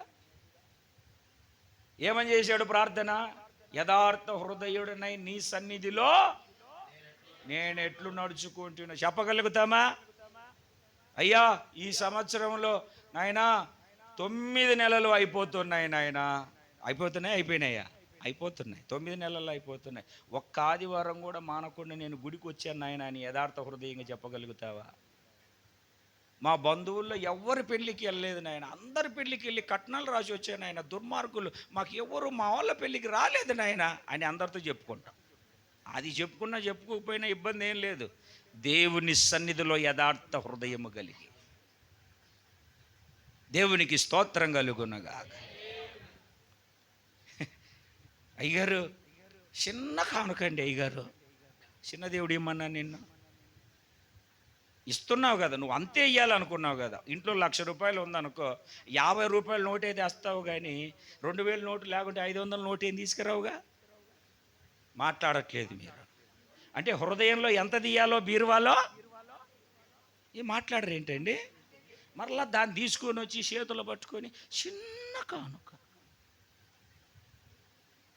ఎంత చిన్న కానుక అయ్యగారు, నువ్వు ఇచ్చేదే అంత, మళ్ళీ దానికి చిన్న అని ఎందుకు పేరు పెట్టాలా? హృదయంలో ఎంత నిశ్చయించుకుంటావో అంత. పెద్ద భేదమే లేదు. నువ్వు ఎన్ని విత్తనాలు విత్తుతావో అంత పంట. ఎంత కానుకను నువ్వు దేవుని పరిచర్యకు గుప్పిలు విప్పగలుగుతావో అంత ప్రతిఫలం నీకు కలుగుతుంది. పరిచర్యకు సహకారులుగా నిలబడగలుగుతారు. ఇంకొక మాటను చదవండి, దీనవృత్తాంతముల మొదటి గ్రంథం 29వ అధ్యాయము 7వ వాక్యం. దీనవృత్తాంతముల మొదటి గ్రంథము 29వ అధ్యాయము 7వ వాక్యం. మనఃపూర్వకముగా అర్థం కాలే నాకు, కొంచెం గట్టిగా. దేవుని మందిరపు పనికి అబ్బా 10,000 మణుగుల బంగారమును, 10,000 మణుగుల బంగారమును, 20,000 మణుగుల బంగారపు ద్రామును, 20,000 మణుగుల వెండిని, 36,000 మణుగుల ఇత్తడిని, 2,00,000 మణుగుల ఇనుమును ఇచ్చిరి. ఎలాగిచ్చారంటండి? మనపూర్వకముగా. ఎలాగిచ్చారంటండి? హృదయపూర్వకముగా. దేవునికి స్తోత్రం కలుగునుగాక. 17వ వాక్యాన్ని కూడా చదవండి ఒకసారి. మా ఎవరు దేవండి? నా దేవా, హృదయ పరిశోధన చేయుచు యథార్థవంతుల యందు ఇష్టపడుచున్నావని నేనెరుగుదును. చూడండి, నేనైతే యథార్థ హృదయము గలవాడనై ఇవి అన్నీ మనపూర్వకముగా ఇచ్చి ఉన్నాను. చేతుల పైకెత్తి గట్టిగా దేవునికి స్తోత్రం చెప్పండి. దావీదు చెప్తూ ఉన్నాడు, దేవుని మందిరం కోసం, మందిరపు పని జరగడానికి, మందిరపు పరిచర్య జరగడానికి ఎలా ఇచ్చాడంటండి? నోరు తెరిచి చెప్పాలి మీరు. ఎలాగ ఇచ్చాడంట అండి? నేనైతే యథార్థ హృదయము గలవాడనై. కాస్త తలలు పైకెత్తండి. చిన్నదండి అయ్యగారు. ఎంతండి? మాట్లాడట్లేదు మీరు. ఎంతండి? చిన్నదండి. ఇండ్లు చిన్నది కట్టుకుంటావమ్మా. నీకెంత అవసరమో అంత కట్టుకుంటావు. దేవునికి ఇచ్చేటప్పుడు చిన్నది ఎందుకు వస్తుంది? మీరు ఇచ్చినా ఈ పరిచర్య చేస్తారు, ఇవ్వకపోయినా. అయితే ఆశీర్వాదమును మీరు పొందుకొని దీవెనకరంగా మార్చబడి, ఆ మాట కాస్త పక్కన పెడితే, నేను దేవుని నమ్మాను, కృతజ్ఞత కలిగి నేను దేవునికి ఈ కానుక ఇవ్వగలుగుతానని హృదయపూర్వకముగా నువ్వు దేవునికి ఇవ్వగలగాలి. స్తోత్రం చెప్పండి గట్టి. ఎలా ఇవ్వగలగాలి తల్లి? నీ ధనం ఎక్కడ ఉండును, నీ మనస్సు అక్కడ ఉండును. చిన్నది అనకు, నేను కలిగిందే నీకు ఇస్తున్నానని గట్టిగా చెప్పగలవు. మరలా మాకు ప్రసంగాలు, పేద విధవరాలు చెప్పండి అమ్మా, పేద విధవరాలు 2 కాతులు ఎత్తింది కనుక నేను కూడా సగం కాసి వేస్తాను అనకు. పేద విధవరాలు తన దగ్గర ఉన్నదంతా 2 కాసులే. తన దగ్గర ఉన్నది ఇక తర్వాత ఏమీ లేదు. చాలా పెద్ద పెద్ద కానుకలు వేశారు. యేసు ప్రభు ఆ కానుక పెట్టె దగ్గర కూర్చొని ఉన్నాడు. చూస్తున్నాడు ఎవరెంత వేస్తున్నారని. ఆ విధవరాలు వేసినటువంటి అర్పణను చూసింది. ఆయన అర్పణమును మాత్రమే కాదు, అర్పణముతో కూడా ఇప్పబడుతూ ఉంది నీ హృదయం. దాన్ని చూశాడు ఆయన. ఆ త్యాగాన్ని చూశాడు అక్కడ. మరి లక్షలేసిన వాళ్ళ గురించి చెప్పలేదే? ఆ పేద విధవరాలు అని ఆమె గురించి ప్రత్యేకంగా చెప్పగలుగుతున్నాడు. ఆయన నువ్వు ఇచ్చే కానుకను కాదు చూసేది, నీ హృదయాన్ని చూస్తాడు అక్కడ. దేవునికి స్తోత్రం కలుగునుగాక. యథార్థ హృదయములు కలిగిన వారమై దేవుని సన్నిధిలో విరిగి నలిగిన మనసుతో మనము ప్రభు సన్నిధిలో చేరదాం. 2 చేతులు పైకెత్తి ఒకసారి గట్టిగా దేవునికి స్తోత్రం చెబుదామా? అప్పటికప్పుడే ఏం జరిగాయి? కార్యం. అప్పటికప్పుడే కార్యం జరగడానికి గల మొట్టమొదటి అనుభవం ఏమిటంటే, దేవుని ప్రియమైనటువంటి పిల్లలారా, మొదటి అనుభవం ఏమిటంటే సహాయము చేసే మనస్సు ఉండాలి, సహాయము చేసే తత్వము గుణమై ఉండాలి. రెండవది యథార్థ హృదయముతో మనము ప్రతిదీ చేయగలగాలి. మూడవది ఒక మాటని చెప్పి నేను ముగిస్తాను. అదే దీనవృత్తాంతముల రెండవ గ్రంథము 29వ అధ్యాయము 35వ వాక్యాన్ని మనము చదివినప్పుడు, సమాధాన బలి పశువుల క్రొవ్వును, దహన బలి పశువులను, దహన బలులకు ఏర్పడిన పానార్పణములను సమృద్ధిగా ఉండెను. ఈలాగున యెహోవా మందిర సేవ క్రమముగా జరిగెను. ఒక్కసారి గట్టిగా ఆ మాటను చెప్తారా అండి? యెహోవా మందిర సేవ క్రమముగా జరిగెను. చెప్పండి, అందరు చెప్పండి. ఎలా జరిగిందండి? క్రమముగా జరిగింది. ఇప్పుడు క్రమముగా జరుగుతుందా, క్రమం తప్పి జరుగుతుందా? ఈరోజు ఉపవాస ప్రార్థన ఎన్ని గంటలకు అమ్మా? ఎన్ని గంటలకు వచ్చావు? క్రమం మిస్ అయిపోయిందా? పోనీ రేపు హైదరాబాద్కి వెళ్ళాలి, నరసాపురంలో 10 గంటలకు ట్రైను, యాజ్ ఇట్ ఈస్గా 10:30కి వెళ్తావా? వెళ్ళే తట్టుకున్నారు మీరు. వెళ్తారు, నాకు తెలుసు, మీకు మీ గురించి అర్థమైపోయింది నాకు. వెళ్తారు మీరు, అట్లాగనే వెళ్తారా? ఎప్పుడు వెళ్తారు అమ్మా?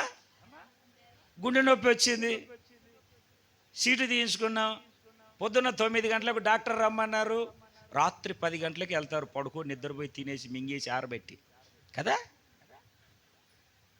ఏం మాట్లాడట్లేదు ఏమ్మా? కలెక్టర్ అన్న నయం, టయానికి డ్యూటీ చేస్తాడు. మనం మందిరానికి రావాలంటే మన కలెక్టర్ల కంటే గొప్ప వాళ్ళం కదండి. మరి మనం సంతకం పెట్టింది ఏం జరగదు ఇంట్లో. పోనీ ఎవరైనా ఇండ్లు సంకలు పెట్టుకొని తీసుకెళ్ళిపోతారేమో చూసుకోండి. ఇప్పుడు చూడండి, ప్రార్థన ఆమె వెళ్ళండి అని చెప్పకముందే ఇంటికాడ ఉంటారు. ఇలా తుపాకీ చూసి గురి పెట్టేసరికి యోసేపు ఉండడు. తుపాకీ గుండుకు కూడా దొరకడు, బుస్సుమని వెళ్ళిపోయి ఉంటాడు, త్రాసుపాము వెళ్ళిపోయినట్టు. ఏది క్రమమేది? అందుకే ఆయన అంటాడు, అక్రమము చేయువారలారా నా యుద్ధ నుండి వెళ్ళండి అంటాడు. ఆయనకు క్రమము కావాలి. మందిరము సేవ క్రమముగా జరగాలి. ఎలా జరగాలండి? ఇప్పుడు కొన్ని పనులకు వచ్చేసరికి మనం ఏం చేస్తామంటే వాళ్ళను వీళ్ళను చూసి గురి పెట్టుకుంటూ ఉంటాం. కాదు దేవుని బిడ్డలారా, మనము దేవుని యొక్క మందిరపు పనిని, మందిరపు యొక్క పరిచర్యను క్రమముగా ప్రతిదాన్ని మనం జరిగించాలి. ఆరాధన చేసే సమయంలో ఆరాధన చేయాలి, ప్రార్థన చేసే సమయంలో ప్రార్థన చేయాలి, వాక్యం చెప్పే టైంలో వాక్యము వినాలి. ఈ నడిపించే సేవకుడు ఆత్మచేత నింపబడి ఆత్మ ప్రత్యక్షతను బట్టి ఎలా నడిపిస్తూ ఉంటాడో అలాగే నడవాలి. ఒక క్రమాన్ని నడిపించడానికి దేవుడు తన సేవకులను ఎన్నుకొని ఏర్పాటు చేసుకున్నాడు. ఆ సేవా క్రమములో ఈ ఆత్మీయ యాత్రలో ముందుకు సాగాలి. అంతేగాని నాకు నచ్చినప్పుడే వస్తాను, నేను కూర్చోవాలనుకున్న చోటనే కూర్చుంటాను, నేను ఇలాగనే చేస్తానంటే కుదరదు. దేవునికి స్తోత్రం కలుగును గాక. నేను మీకు ఇంకొక మాటని చెప్తాను. నేను అక్కడ మోనిటర్ పెట్టుకుంటాను, ఆ స్తంభం దగ్గర మోనిటర్ పెట్టుకుంటాను. ఎందుకంటే నా మైకు కాస్ అనకుండా ఒక ఆమె ఏం చేస్తుంది తెలుసా? స్థలం అంతా ఖాళీగా ఉంటుందా, ఆ బాక్స్ను అలాగ దోసి అక్కడే కూర్చుంటుంది. నేనేమో మైకు తీసుకుంటే అంటుంది ఇది మైకు. నేనన్నాను, అమ్మ కొంచెం అట్లా వెనక్కి కూర్చోవచ్చు కదా. లేదండి, నేను వచ్చినప్పుడు ఉంటే ఇక్కడే కూర్చుంటాను, ఇక్కడే ఉంటానండి. దేవునికి స్తోత్రం కలుగునగా. మందిరంలో బరకం వేసి వెనక ఒక 2 లైన్లు కుర్చీ వేస్తాం కదండి. జనాలు రాలేదే అనుకో, ఆ కుర్చీ తీసుకొని కుర్చీతో సహా తీసుకొని వచ్చి ఆ బరకంలో సెంటర్లో కూర్చుంటారు, ఫ్యాన్ కింద. వచ్చి బరకం వేసిన దాఖలాలు ఉండవు మొహానికి. అర్థమైందా? వచ్చి దాఖలాలు ఉండవు అంటే క్రమం లేదు. సేవకుడు ఎందుకు వెనకేసాడు? వెనక్కి కూర్చోవాలి. కుర్చీలు ఎవరు కూర్చోవాలి?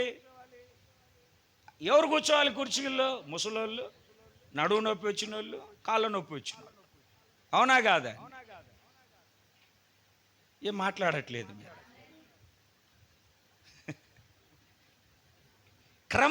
క్రమం ఎట్లా కూర్చోవాలి? ముందు పిల్లలు కూర్చోవాలి, తర్వాత యవనస్తులు కూర్చోవాలి, తర్వాత మధ్య వయసులు కలిగిన వాళ్ళు కూర్చోవాలి. క్రమాన్ని బట్టి ఒక క్రమం ఉండాలి మనకు కూర్చునే విషయంలో. యోసేపు ఐగుప్తు దేశంలో ఉన్నప్పుడు వాళ్ళ అన్నలు ధాన్యం కొనడానికి వచ్చారు. సరే తర్వాత మాట్లాడుకుందాం, భోజనాన్ని చేయించండి, విందు చేయించండి అని చెప్పారు. అందరూ భోజనాన్ని కూర్చున్నారు. వచ్చి చూస్తే చిన్నవాడు మొదలుకొని పెద్దవాడు వరకు వాడు ఈడు చొప్పున క్రమంగా కూర్చున్నారంట భోంచేయడానికి. ఎలా కూర్చున్నారండి? క్రమంగా కూర్చున్నారు. మనం దేవుని సన్నిధిలో పరసంబంధమైనటువంటి వాక్యాన్ని భుజిస్తున్నాం. ఎట్టబడితే అట్ట కూర్చోకుండా ఒక క్రమమున, ఒక పద్ధతి చొప్పున. యేసు ప్రభు కూడా రొట్టెలు విరిచి పంచేటప్పుడు ఏమని చెప్పాడో తెలుసా? పంక్తులుగా పచ్చిక మీద కూర్చోబెట్టండి వీళ్ళను. ఎక్కడ కూర్చోబెట్టాలి? పంక్తులుగా అంటే ఒక క్రమముగా. మన భక్తి, మన ఆత్మీయత క్రమాన్ని బట్టి ఆశీర్వాదాన్ని పొందుకుంటుంది.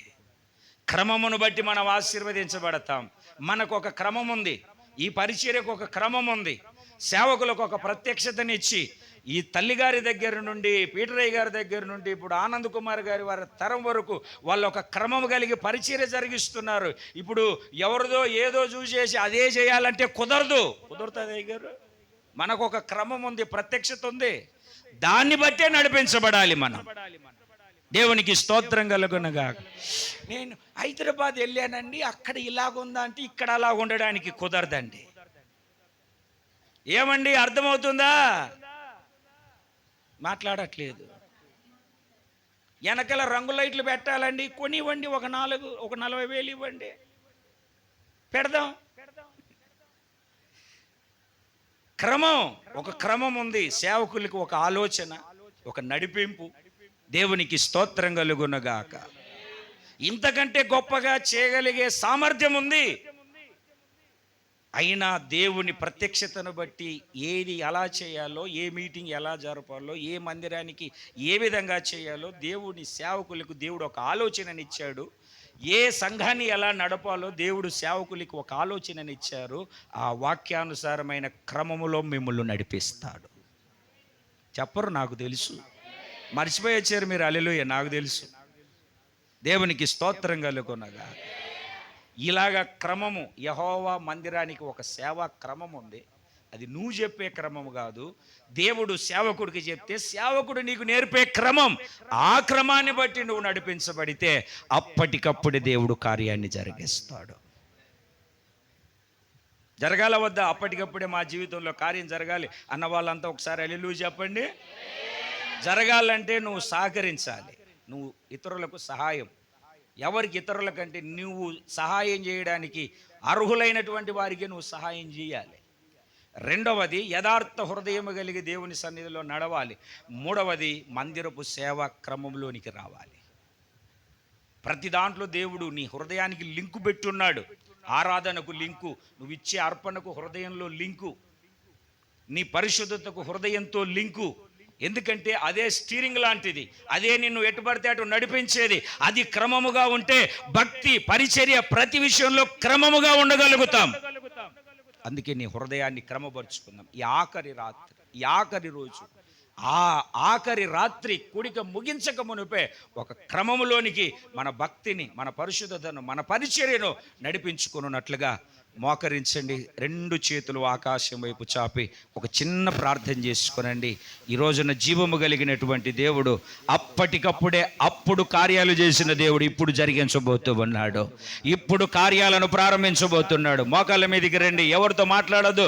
త్వరగా మరలా మనకు పరిచర్య ఉంది, ఇంకా మనం పని చేయాలి, రాత్రి కూడిక ఉంది, సిద్ధపడాలి. ఒక చిన్న ప్రార్థన ఎవరికి వాళ్ళే. అయ్యా, నా జీవితంలో ఏ కార్యం జరగలేదయ్యా, కృంగిపోయానయ్యా, కుమిలిపోయానయ్యా, వేదనతో విలవిస్తూ ఉన్నానయ్యా, అప్పుల సమస్యల చేత సతమతమైపోతున్నానయ్యా, బాధతో వ్యాధితో కృంగిపోయానయ్యా.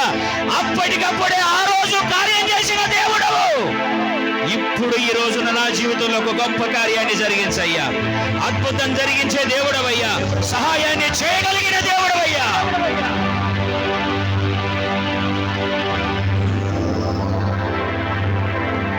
చిన్న ప్రార్థన చేసుకుందాం. అప్పటికప్పుడే నీ జీవితంలో కార్యం జరగాలి. దేవుడు సిద్ధపరిచిన దానిని నువ్వు పొందుకోవాలి. అది కంటికి కనబడదు, చెవికి వినబడదు, హృదయమునకు గోచరము కాని సిద్ధపరిచిన దానిని దేవుడు దయచేయబోతున్నాడు.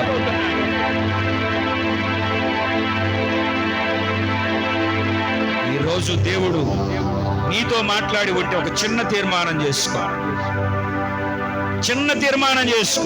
అయ్యా, నేను సహకరిస్తానయ్యా, నేను సహాయం చేస్తానయ్యా, నేను పరిచర్యకు, సేవకు సహకారులుగా ఉంటానయ్యా. బలహీనుల్లో ఉన్న వారికి, కృంగుతూ ఉన్న వారికి నా ప్రార్థన సహాయాన్ని అందిస్తానయ్యా. ఒకవేళ ఎవరైనా ఆర్థికంగా సతమతమవుతుంటే మాట సహాయం, ధన సహాయం కూడా చేయడానికి వెనుక తీయనయ్యా. చిన్న తీర్మానం చేసుకో దేవుని బిడ్డ, చిన్న ప్రార్థన చేసుకో దేవుని బిడ్డ. యథార్థ హృదయము కలిగి ఆరాధించడానికి వచ్చేటప్పుడు, దేవుని సన్నిధికి వచ్చేటప్పుడు నీ హృదయాన్ని ఆయన చూస్తున్నాడు. హృదయాన్ని చూస్తూ